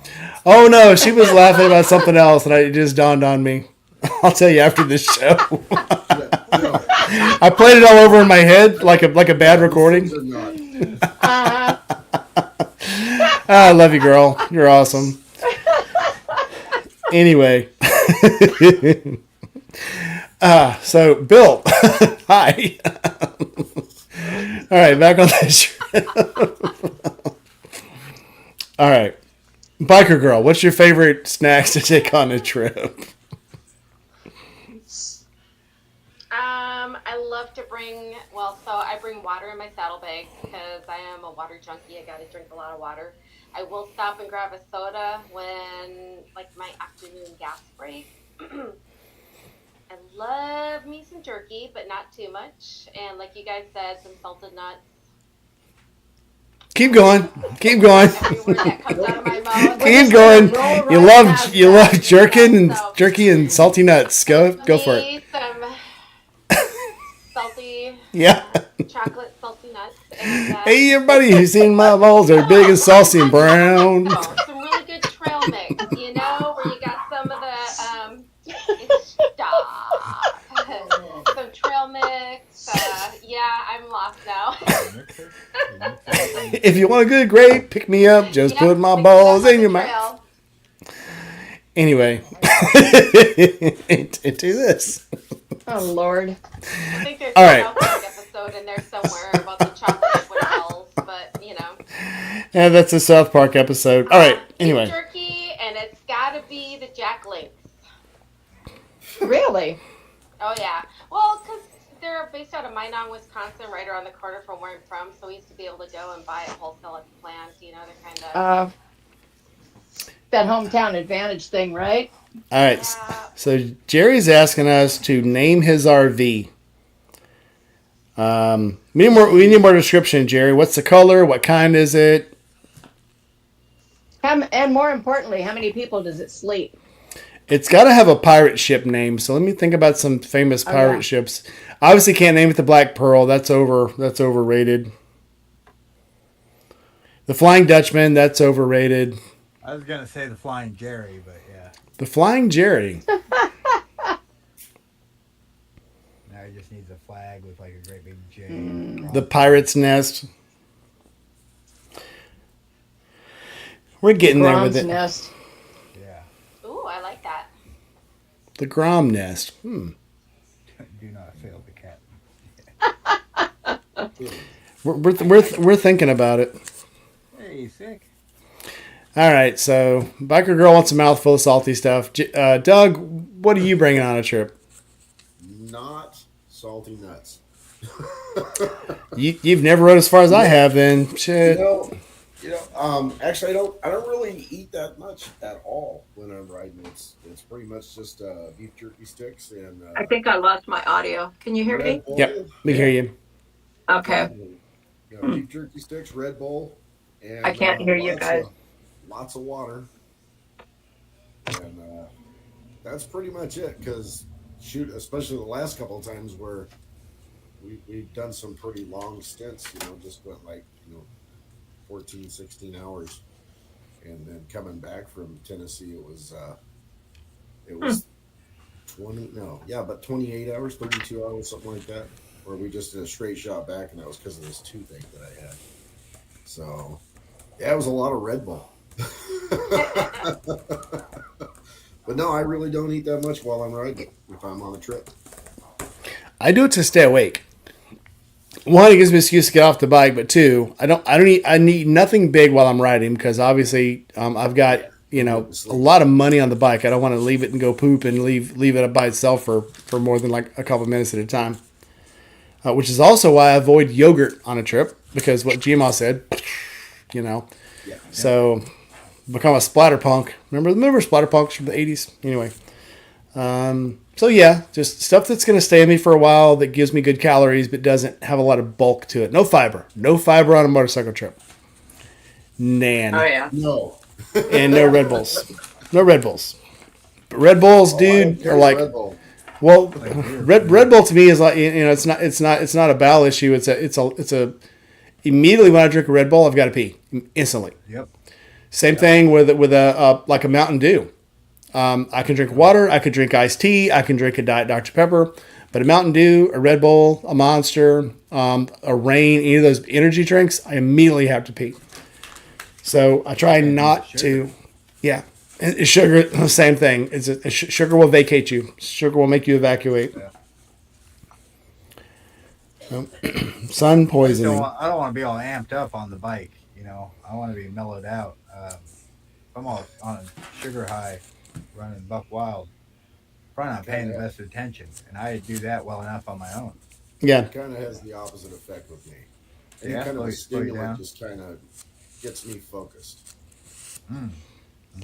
Up to a point. There we go in medical terms. Well, I remember coming back from Virginia one time. I was with Kenny, my friend Kenny, that has been on a couple times, and we were taking Vivarin.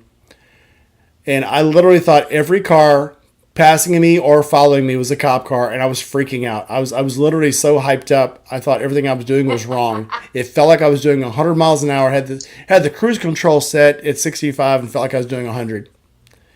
And I don't know what it is about Vivarin though, but whatever's in Vivarin should be illegal.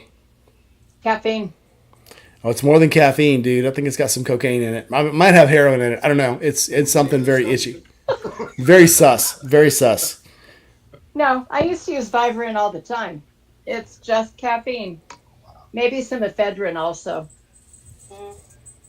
Yeah. I had a bad reaction to something. Quick, clean caffeine. That's a hell of a slogan. Vivarin. Vivarin. Clean caffeine to power your Vivarin contents. I mean, there must be a reason we can't get it anymore. There was something in it bad. Midnight oil. Yak piss or something. There's always anything that works really, really well. They always find out there's something in it that we shouldn't have. So. Oh yeah. Caffeine. Yeah. Caffeine. Yeah, but what shouldn't we have? I know, right? If there's something in it, Like, if they don't maybe sell it not anymore. 15, doses all at one time. So Yeah. there used to be something called Hot Stuff. It was a workout supplement, and it was very effective in people putting on stuff. And all of a sudden, they had to change the formula, and then they had to change formula again. And it was because they kept finding illegal substances in it. Oh, they had stuff called Redline. I don't know if you've read Redline before. Do not drink the bottle. You're only supposed to drink like an inch of it. Oh, What was the other one that they when illegal. Oh, Thermodrine. Thermodrine was so effective that take it off the market because people were like really were having heart attacks on it because it would make your it would turn your thermostat off in your body, and people were having heart attacks not from rapid pulse but because their core temperature would get so high they would dehydrate and their kidneys were stopping. It was bad stuff. Worked really well. Trust me, I'm telling you. You had to take it, and they told you don't do any physical exertion until 30 minutes after you take the pill. And I have been late to the gym before and got on the treadmill and 15 minutes in, and literally my heart was beating so fast I couldn't see because my head was bobbing. Are you sure it was an energy pill? Or? Oh, it was something. They took it off the market. I'll tell you that. I'm telling you, it worked well. Yeah, I had a pre-workout. Did something similar. By the time I got to the gym, I'd be ready to smash the weights. You know, I didn't even need to lift them anymore. I was going to throw them through the wall. You definitely don't want to drive when you're on that shit because you're doing 100 miles an hour all the way to the gym. It's like you're so hyped up. I remember mini thins chasing ghosts. Mini thins, same thing. Yeah, Thin thins, yeah. Oh man. Used to go behind the counter at 7-Eleven. And they make a joke about thin things that will make you pop positive on a piss test. Thin thins will make you pop positive on a piss test. Yeah. And that is a no joke. I tried those yellow jackets once too, Jerry, and they made my stomach hurt so bad, and I was lit. Oh yeah. And so I felt like shit and was lit, and was like, this is not a good time. And don't take them with anything salty either. The yellow jackets will make you go into cardiac arrest if you're eating salty food. Oh, that's a no joke. Oh yeah. Yeah. Because I know this because when the refinery I worked at, we had a crawfish boil. And a guy out there went into cardiac arrest at the crawfish boil because they found out he had been taking yellow jackets. And it sent him into cardiac arrest. Salt, no good. How do we get off on drugs? We're talking about food. These are good. So don't take thin thins on a motorcycle trip. There you go. It's Irvine's Spit Crunch. Yes, those are snack. Yes, they are. You can get those at Big Lots. Good.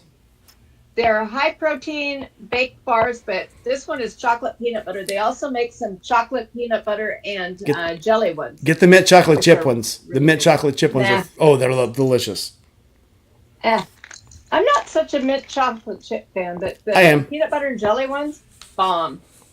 You can have the mint chocolate chip ones, and I will have the peanut butter and jelly ones. Deal. Yep, they sell them at Big Lots for 50 cents. Wow. They may or may not be out of date, but I don't care. I don't care either. A little crunchy. And I don't care if they're smashed. I'm going to smash them anyway. I'm going to smash them and roll up. Yep. Smash them and roll them. And smash them and roll them. Mind. I had some other things I was going to drag out and show off, too. Some snacks. Be right back. Hang in there, Bleak. Bleak, how was your day? You're getting on a little late here. Oh. Yeah, long. Dealership's starting to wind down a little bit. You know, we're heading into the first cold months, and all the fair weather riders are starting to do their final preps for the year. And actually, my section of the dealership, I got a promotion. I'm not just in parts anymore. Now I'm rider services. I'm going to become a rider coach. We can hear Gma taking a poop. I'm gonna mute her. All right. Okay. I'm going to become a riding coach. I handle rentals. I handle Rider Academy and parts. So I'm actually wearing a couple of hats. Plus, I do all my goofy promotional stuff that I link the barn with because I do little snippets of reels for the barn. Those I just do as like freebies because I was probably going to make some content anyway. Once you're created, you kind of can't turn it off. You know, Gma knows this. She makes their books and their content. And we all just start getting all these creative projects going. You can't turn it off. And I really can't. At a slow point, I'm sitting there at the counter with all the bikes in the world in front of me, like, what is something fun I could do with all these bikes? You know, and ride them yeah. Oh, I've been trying.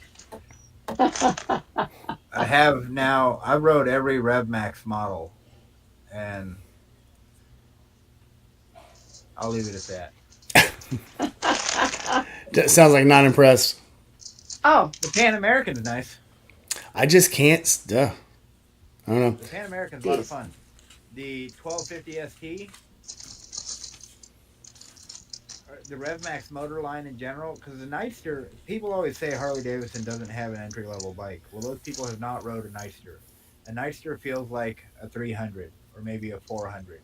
It is asleep at the wheel. It does not have chooch. It does not have any kind of high powered rip'ems. I was dumping the clutch on second and giving it little bumps, and it didn't even think about leaving the ground. It is tame. That is Harley's entry level bike. I know it's a 975. Don't think about the number. It's a 300. Yeah, It feels like a 300. It pops like a 300. And I didn't know that. I kind of thought Harley didn't have an entry level bike until I rode that Nightster. I was really blown away. Then I rode the Sportster S, and I own a Sportster. You own a Sportster. I'm a sportster. Yeah, the Yeah. Sportster S is much Oh, more intermediate, much more of like an intermediate bike, but still, I gotta be nice here. I work for this company. Um, it's super tame. Like what I expect out of my little Sportster, this did not give me. In fact, I don't know if it's the tech, all the traction control and the rider safety mode or whatever is keeping it from it will start to wake up. If you're doing above 4,000, maybe in third, kicking into fourth, it'll wake right up and you can romp and it wants to go. And maybe you feel the tingles of the spirit of the Sportster in there. But it's tingles. It's not grabbing an electric line and holding it to ride the lightning like most Harleys I've ever ridden kind of give you the feeling of. Because when you romp on them and they're torque monsters, suddenly you're yeeted into the future. You get to meet your future self for a couple of seconds, and that's something I really like about the Harleys. I've rode a lot of sports stuff, and it's just such a different feel. So then you have this. It kind of reminds me of some of the European bikes, to be honest. The RevMax motor. It feels a lot like a KTM or a. I wouldn't say a BMW because those don't feel like anything else other than a BMW. They have their own feel. Um, but then the Pan American. What a fun bike. Playful. You come to a stop, it lowers. It wants to scoot no matter which way you're going, up and down the road. And it's then just it's knowing that just it's capable to go maybe hit some trail. I mean, obviously you wouldn't go taking it backcountry because it's too heavy. I don't want something that heavy and try to dig it out of sand. But for everything else, you got some hard pack that you want to go rip up. You can do that on that bike. And if you live in a place like Iowa, where we have potholes that rent out of studio apartments, you can rip them too. it just seems like a bike that's not meant to do anything and is not good at anything. It's meant to do everything but can't do anything right. It's too high center of gravity, not powerful, not nimble enough to get off road, but not. It's a dirt bike that they designed for the highway, which it's kind of That sounds like a it's fair been done. assessment, but I think they also made it uniquely Harley. And what I mean by that is Makes it break down. it doesn't have well, Engineered rubber. you have to mod it to make it what you want. Or that's part of the fun along the way. I've seen a ton of people do different stuff with their Pan Ams or their 1250s even. Um, I've seen one guy already like baby tour out a Sportster S with parts I didn't even know I'm in parts. I didn't even know they made for that freaking thing. He had a windshield and backrest with luggage and such going on, and I'm like, what is that? Oh, that's a Sportster S? You make a windshield for that thing? I had no idea. You want to I never see pulled a one. bike that's not really designed for what you think it is. So, not well known take. Do you know the Hayabusa was actually designed to be a touring bike? Yeah, yeah, it's a And good if tour. It's and like if the you if you C14. if you've seen a BM or a Hayabusa that's been set up for tour, it's the best touring bike ever. It just happens to go 212 miles an hour. So that's one I haven't gotten a ride yet. Much Looks like like a so lazy much day. like the Gullwing, it was designed on the opposite end of what it ended up being. Gullwing was designed to be a sport bike, but it was so stable and nimble and good, and it packed so well, they turned it into a touring bike. The Hayabusa was designed to be a touring bike, but it was just so fast and nimble and excellent and quick that they turned it into a sport bike. Yeah. Allegedly, yeah. Well, the concourse that I'm so smitten with, my C10, and it's been so much fun. I'm going on a little trip this weekend. I got my buddy coming in from Grinnell. We're gonna rip down to Missouri for the Waffle House. I mean, it's it's what's to do. Um, but I've been really eyeballing these C14s. So after the C10, which had like a 26-year long lifespan, um, the Concourse 14, 1400 cc heart of a sport bike, the ZX14, but built for touring, came out. That one has, I think it has, no, maybe it don't have cruise. It does have the K-Act braking. It does have the windshield that'll go up and down. It's got a lot of the modern perks that like my C10 doesn't have, but heart of a sport bike, ready to just like a missile down the highway. So, as a Harley guy in a Harley dealership, when are they going to start selling the bikes they're using for training right now? Because I asked my dealership about last year, and they said, well, as soon as they get a lot of these new bikes in from India, they're going to get rid of the old 500s. Next thing you know, they're like, yeah, we're never going to get rid of them. Well, that's what our dealership has is the XG500 line, and we can still get parts for them. The techs don't necessarily like working on them, which surprises me because I thought that motor was built really, really sort of to be friendly. Um, but they're a wonderful rider academy bike. If you go to like community college and do the MSF at one of those places, you're probably going to get a 250 of some persuasion. But with the Harley, you again those 500s they're very tame. You know, it's not a monster in some regards. I like it because it still has that nice sound to it. Kind of a, I wouldn't even say throaty, but neat. Uh, but they're so nimble and friendly for people who've never rode before. What a great bike! Well, now they've got these. What are they? The 450s, the XR, the India ones. I forget their Yeah, designation. my dealership said they're not going to have those now. They're just going to keep the 500s as Last long as I they can keep knew, them running. well, last I knew, they had been submitted for whatever EPA standards to California, but that I don't remember hearing anything that it went through so that we could even have them here yet, or that Harley wanted them here yet. Because I know they're doing a couple other items. There's the talk of the Sprint. There's talk of the last bit of yuck and stuff with a Grom clone that's electric. There's talk of a bunch of the lines going away when Artie comes in because he's really good at polishing up financials and making a company look good again.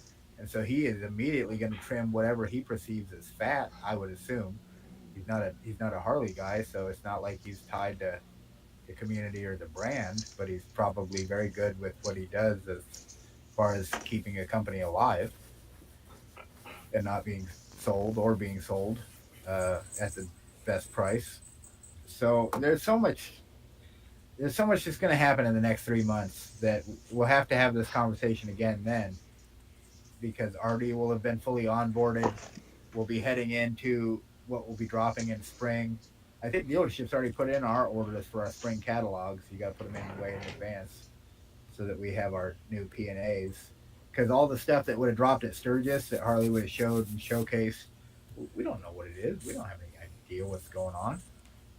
But we will once that book comes in. And that book will have been like everything they showed off at Sturgis, or Daytona, or all the places. Usually, Sturgis is the one where they roll out their cool stuff, and then all the rest of the world kind of disseminates down to the rest of us. Yeah, I like the 500. I thought I liked the 750 more until I actually saw one in person and saw the exhaust on it. And I thought, what a stupid place to put an exhaust. And every one I've looked at 4 or 5 now at this dealer up here. Every one of them has something melted onto the exhaust because it's right under the passenger peg.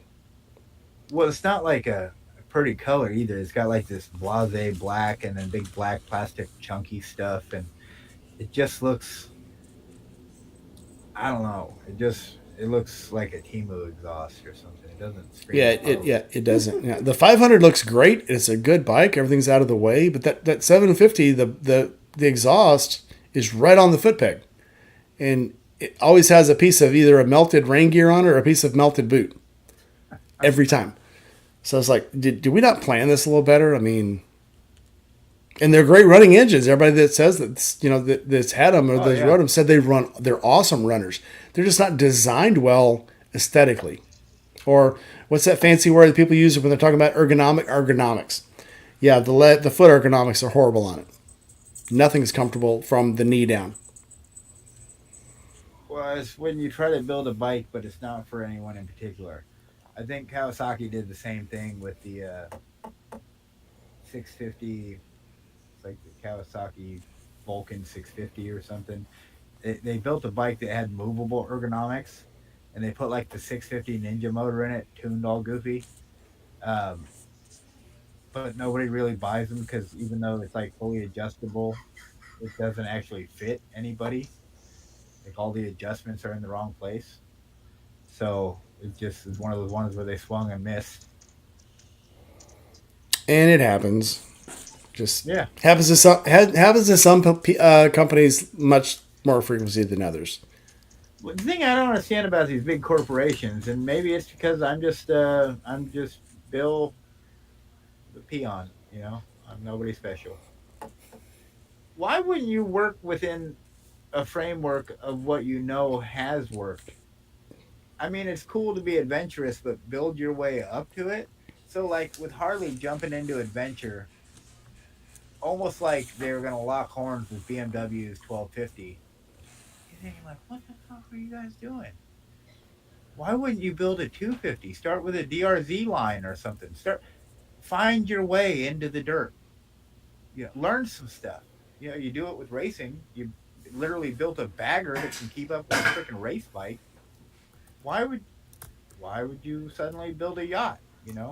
Because they weren't sure what they were trying to build. It just And like I said, I like the Pan Am. I'm a big fan of the Pan Am. I think it's a hell of a bike, and maybe it'll get its due if the mod community ever gets behind it. But I just don't know that they will. There's there's some issues with the Pan Am line. They buried the stator in the motor. I I don't like that. One of the things I love about Harleys is most of the stuff on them you take off a cover and you can get access to. That's the beauty of the Harley. That was the beauty of the Evo. Breakdown, you repair it in Walmart's parking lot. Everything's accessible. You swap the tranny out right there. Then you get to the twin cam, added some complication, added some bike chains. Oh, is somebody leaving? Gma says Yeah. she's got to go. I got to go make some raspberry jam tonight. All right, let me know when you're coming to visit. I will. Okay. I'll let you know. Love you, girl. Okay, bye. Bye-bye. Love you too. Bye, guys. Bye. Bye. But yeah, then you jump to the twin cam. They added some more complication. Decided who needs cooling. We'll just put bigger fins on.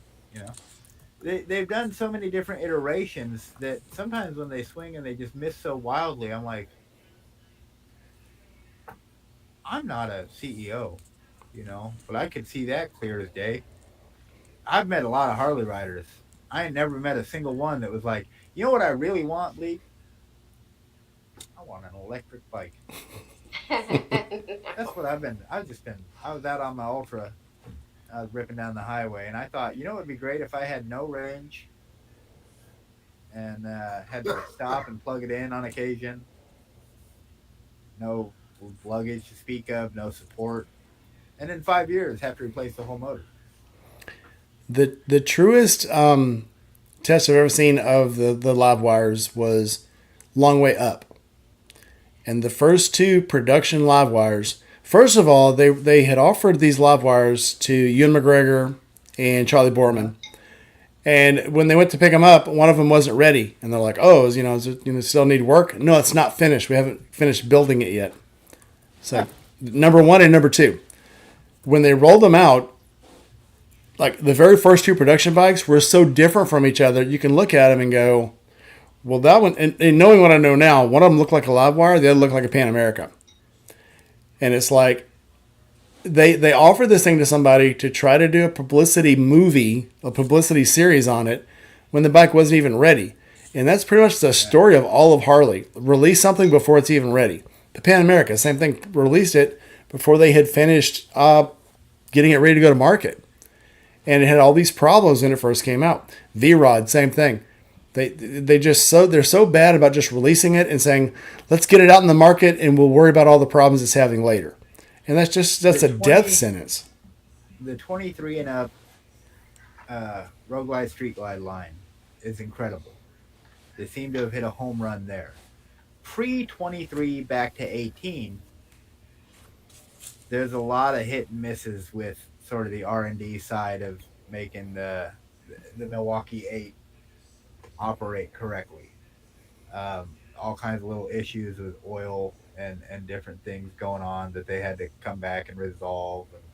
And even in now with like the Softail line, because they had that recall recently with a tab that break off the monoshock, um, and then could puncture your tire at high speed, which nobody really wants. That'd be sucky. But they so I kind of get the inside scoop. I get to work around builders, guys who actually, like we have one of the best guys, the best guy in the Midwest. His name's Brad. He builds motors, he dynos them. All he does all day long is make motors squeak out the maximum power, or pretty much whatever the customer wants. He can achieve it. He's like a moto magician, and you know, getting to hear from that guy what his thoughts on different stuff are, and just what's possible, what the bluest sky could look like, but also getting to talk to the salesmen and then the riders, the people who have owned everything, because every one of them comes in. One of the beauties of working at Harley is you actually get to meet your community and you get to know them on a face to face level, on a first name basis, and what they like, what they're about, what their thoughts on every bike they've owned has been. And most of them have owned a lot of Harleys. So that wealth of knowledge that I get exposed to, I wouldn't say inherently gives me any kind of edge on the thinking, but definitely leaves me room to think a lot more about what actually matters on these bikes, and what I get to feel personally in rentals, because I do get to ride all the rental fleet around. Uh, and those 23 and ups, Road Glide, Street Glide, are home runs. Just home runs. They've nailed it. They got the skyline operating right. They got the motor operating right. They got the weight down. The singular thing I could say about a 23 and up Road Glide, Street Glide is the media compartments or storage compartments, whatever the fuck that engineer labeled them, have the worst latch ever designed. It's the worst latch idea one could have ever. It's plastic. It's a piece of plastic. And I don't know. You guys ride motorcycles. Usually they're exposed to quite a lot. Yeah, the one on the Street Glide, I love it, but that latch for the side bag is in absolutely the wrong place. You It's know, impossible to get to if you have anything on the back of the seat. my favorite new gen Harley of all the lines is actually the Lowrider ST. It's sporty where you want it to be. The gauge is simplistic. It's a harken back to a simpler time, but still having all the tech, same tech you'd find on a modern Street Bob, Heritage. That new gauge cluster is quite nice, um, but is light. It's fun. It has the nice bags. It has nice lines in general, and it's endlessly modifiable. That one to me is sort of the Pieta for this series of Milwaukee eights that they've created. Um, but I don't want that to distract from the home run that they did with the Road Glide Street Glide. Yeah, I love my Street Glide. Don't get me wrong. I just wish they would have put more into the saddlebags. Sure. If they would have made them maybe an inch wider, maybe, because they're just big enough to put a couple things in and not big enough to put anything in there of importance. So, and they should have I made them open from the enjoy. side. I'm not a big fan of like super old bikes, like wheels through time type of bikes. But getting exposed to a bunch of different heritages, I really like the modern Milwaukee 8 Heritage line. And the rear, it's silly, it's the accessories. The rear top box for that model it's cool, man. It matches the bags. It has like the little diamond studs in it, and it looks like a leather top box, and it's cool. It fits the bike. Then I had a guy come in the other day. I think he was 77 years old. He said 77 years old. He went to Sturgis on his Heritage 114. He has Thrash and Supply risers on there and bar, and these like moto or like motocross grips going on. And I got to looking around at his Heritage and was like, "Oh, old man, what are you doing? You're out here killing it, huh?" And he's like, "Oh, I just wanted to be comfortable. I took this to Sturgis." And I was like, "You took this to Sturgis?" He's like, "Oh yeah, I love my Heritage." And I was like, "That's freaking cool, man." And he had the top box all done up, and I was just like, "What a good looking bike." His was. I'm not a fan of white bikes per se, and it just show grime so quickly. His was the like white, tannish white. It's cool looking bike. Every part of it blew me away. I thought I knew these bikes. I was so wrong. I saw on Matt Laidlaw's channel, he just released the new Road King Heritage. Was the Road King Heritage? Yeah. And it was a beautiful bike. And it's got so much crap on it, but it's minimalist without being bare. And I just absolutely loved it. Big, like like the Heritage front end, the Springer front end just makes it pop so well, especially in all black. I love that people are starting to play around with them. Who was it? Shade Tree did a video recently where he was hanging out with the guy from Morse Magneto, and he had a bike. He completely stripped the all the electronics and everything off of. He switched it to a Magneto and a carburetor. This is a Milwaukee 8. Switched it to a Magneto and carburetor. Just had a bare bones, simplistic bike running the M8 though. I thought, oh man, that's pretty cool. That takes a lot of doing. And then you have Blockhead over there creating knucklehead rocker tops for his M8. These big chunks of machined aluminum that look like a knucklehead uh, uh, rocker box cover. And I'm like, wow, you guys are really getting into this. That's cool. That's what you do when you have more money and time than the average bear. Well, that stuff trickles down to us because they Yeah. create it and then they want to sell it, and so it becomes available, and then they make too many, and they get a bad year, and then you get a chance to buy it cheap. I don't know. I'm way too patient, maybe, but you know, that's cool. It eventually comes to us. Yeah, Jerry Bear is not considered bad now, but sometimes you just want some amenities, especially if you're riding it around town. No, Bear's not bad. If you're planning on taking it across country, that's people. I hear all the time people in the '70s did this without cruise control and without this and without that. That's because they had to. They didn't have a choice. Cruise control is probably the best thing that ever happened to motorcycles and Well, arthritis.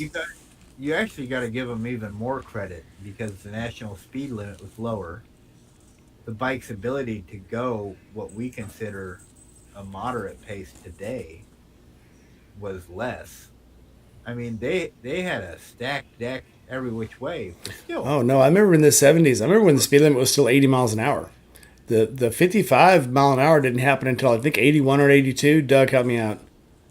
Yeah. But yeah, the literally like Texas, Arizona, Utah didn't have speed limits. It was like Put the Autobahn. Montana. Montana had no. I think there's parts of Montana that still don't have a speed limit. Yeah, but the 55 didn't happen. I think until 81 or 82. So yeah, they would fly where they went. And again, there were parts that like especially desert highways, mountain highways. If you don't fall off of it, good for you, because nobody's going to chase you. But yeah, but I mean, definitely, I love my cruise control.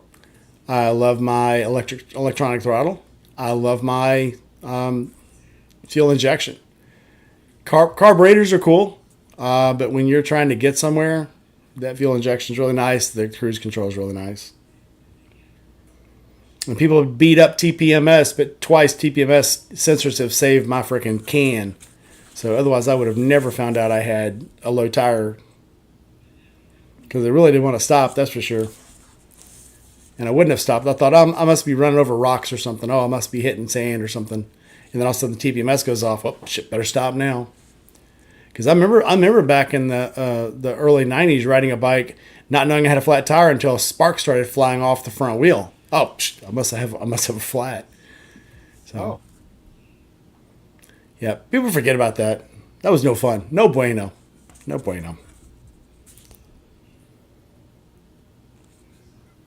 Sorry, Bill. Just about your girl, you're being really quiet over there. Eating your lunch. Me? Yeah. I know. My dinner. It's my dinner. What are we having for dinner?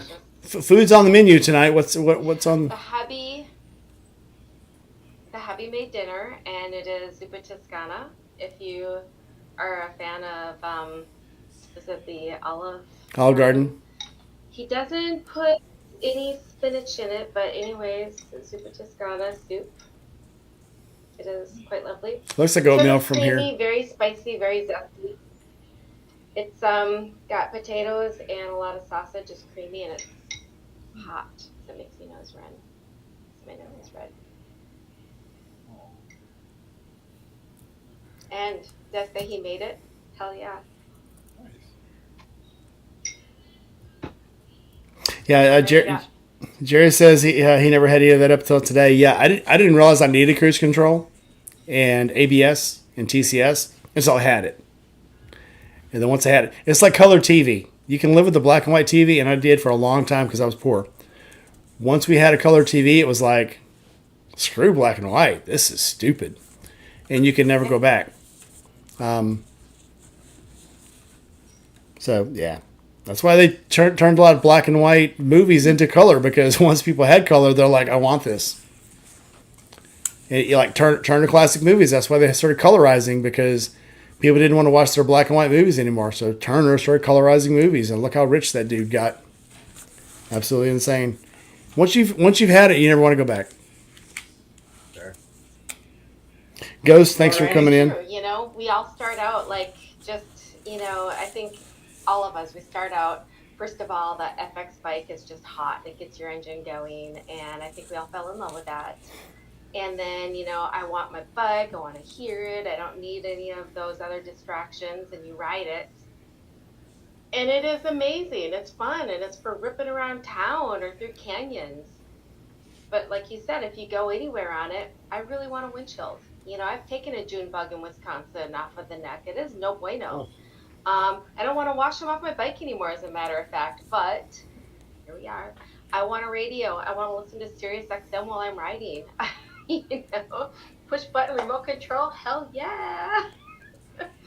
And I am a bagger girl. I am a girl. I carry all of my shit around with me. And the bigger my trunk, the more I bring. So You got a lot in your trunk? catchable, folks. You said you got a big trunk. There's a lot of junk. There's a lot of junk in my trunk. Hey, y'all, I got to work in the morning. I just want to stop in and say hi. everybody. Bill, thanks for coming in. Tell Harley we still love him. Have a good We still night. love our Harleys. We're just always going to be very Ew. skeptical of them. And from Harley, from Iowa, and from Big Barn, we love all of you. Next time I come up, I got to stop at Big Barn. Oh, I'd love to have you. I passed it on the way out, and I was like, I really need to stop, but it's freaking raining again. So, People don't realize how cool it is in there too. It's literally like a giant barn inside. Huge wood beams everywhere. Just highly decorated place.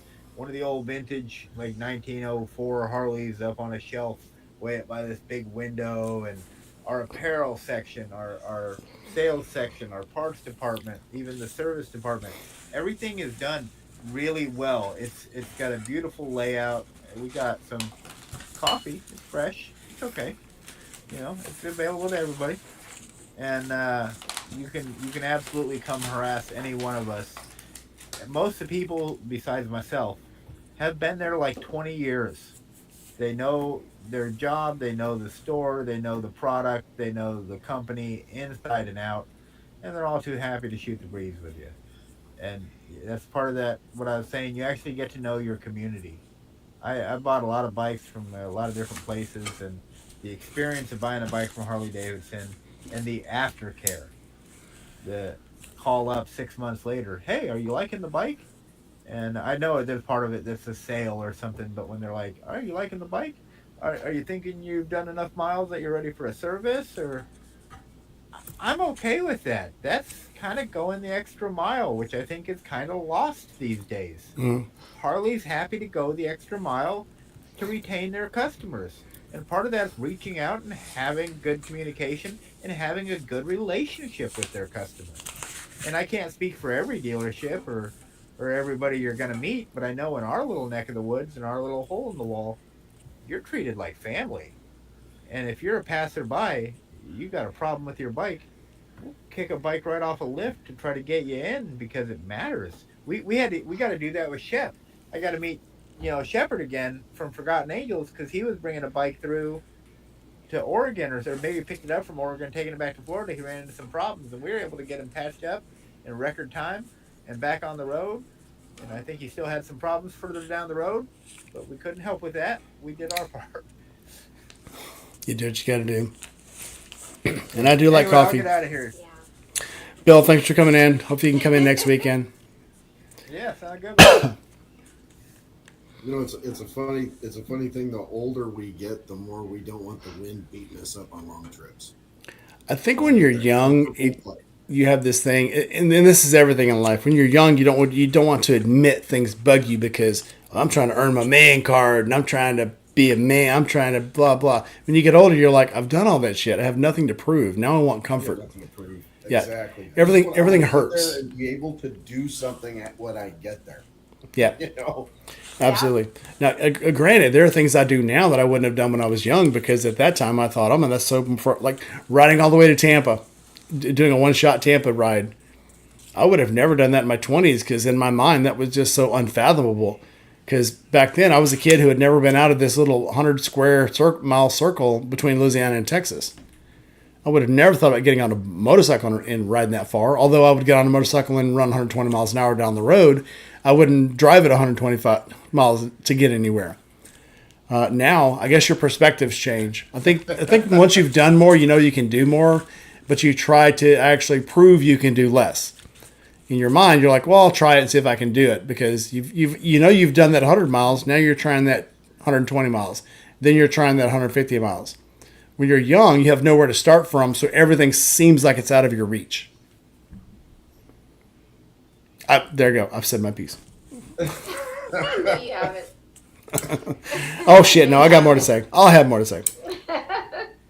Who just messaged me? No, it's been the opposite. When I was young, I used to go under the speed limit, and now I go faster. Allegedly. Allegedly.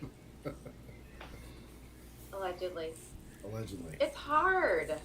Well, you It's know, hard cruise to control only go the sets at speed 90, limit. So you all know how fast I go. Well, that's the other thing about getting old. You know, now you speed not because you want to go fast. It's because you got to get there before you die. Yeah, you don't have a lot of time left. Yeah, it's like best one I heard. This guy's driving and he's speeding. Cop pulls him over and he says, "All right, if you can give me a good reason why you're speeding, I'll let you go." He says, my ex-wife ran off with a cop and I thought you were trying to bring her back. And he says, "Okay, sir, you can go."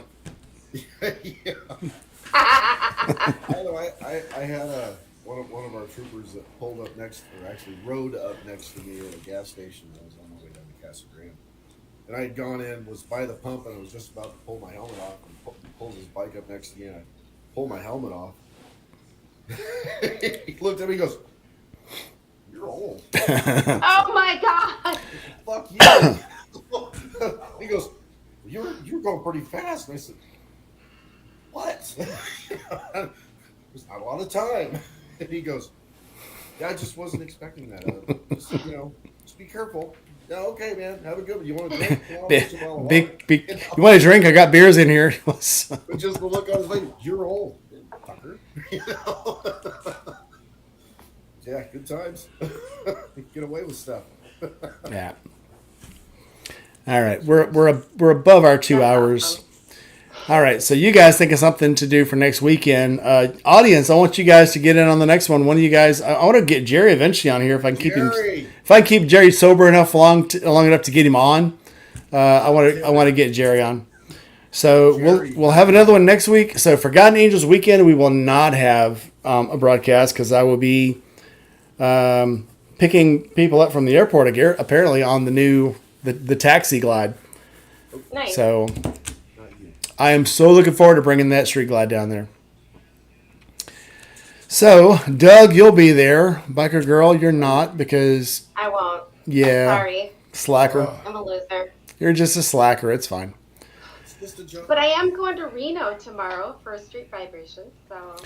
So the owner of the company is going to Vegas next week, and I had just kind of hinted around that I was going to go too, and he's like, "Well, there's not much to do there. I'm just going to go by myself and spend the week." Okay, cool. I really was looking forward to driving through Fire Canyon again, but I guess you get those breaks when you have to. You got to make them for yourself sometimes. So when I win this lottery, one of the first things I will do is ride back out to Vegas and ride through the Fire Canyon. Because it's something I did it almost 30 years ago, and I want to do it again. You got a room here. Stop by. I'll ride with you. All right. Well, guys, we've had enough for today, I guess. So let's get some good music going here. Anybody? Final thoughts. I'm forgetting Final myself. thoughts. Look, Biker Girl, final thoughts. What do you got? No, Doug first. Doug. Doug always says the same thing. He doesn't have any thoughts. That's what he always says. I do actually have a story about getting that bike, but it's really long. So that's an in-person thing. That'll be a next week thing. You got to tell it next week. All right. All right, let's go to Biker Girl. Go ahead. Okay. Buy the bike. Buy the bike, take the course, get out and ride. There's no other way to make those memories and meet people like you. And you. All of you guys.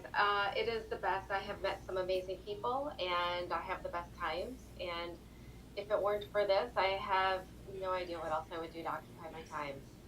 She says that right after telling us she's not going to come see us, and then she says, "Get a bike, go see people." Yeah. Get a bike. Whatever. Go see people. Whatever. Take your time off. Get the bike, but don't Yeah. go. Yeah, get the bike, but don't go. Yeah.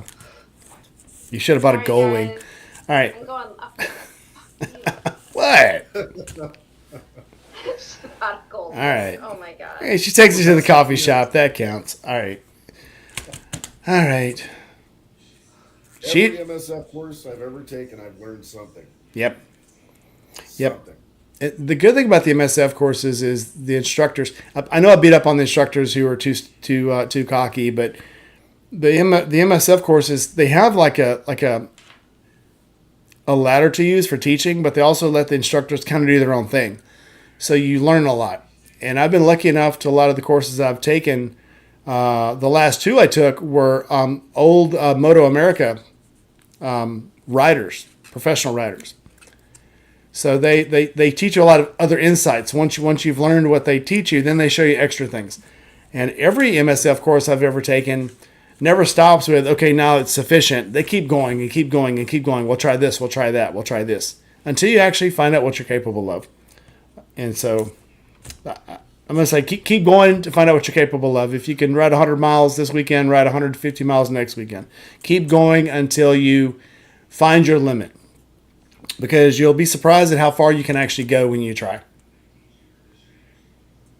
Am I the only one left with cigarettes in this house? Yeah. Jeez, everybody keeps taking a cigarette. I don't have any cigarettes. Hey, All Dad. right. Oh, tell Dad we said hi. My dad lives with me now. Tell Dad we said hi. Yeah. Hi, Dad. All right. Like, comment, subscribe, hit that bell. Remember that I've got t-shirts and stuff for sale down below. Look down below. Get some coffee cups and mugs and whatever. Get a barbecue apron with my logo on it. It'll be cool. It's a good way to support the channel. I am working at getting more videos on Patreon. So I am releasing Patreon-only stuff now for members, paying members. So trying to release stuff early, put more shorts in there for people who pay to try to make it worth your while. So with that, like, comment, subscribe, hit that bell, and let's listen to some bye-bye music.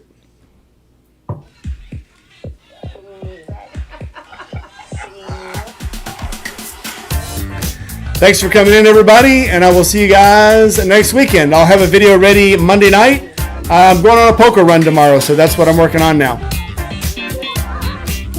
Have a good one, everybody. Say bye.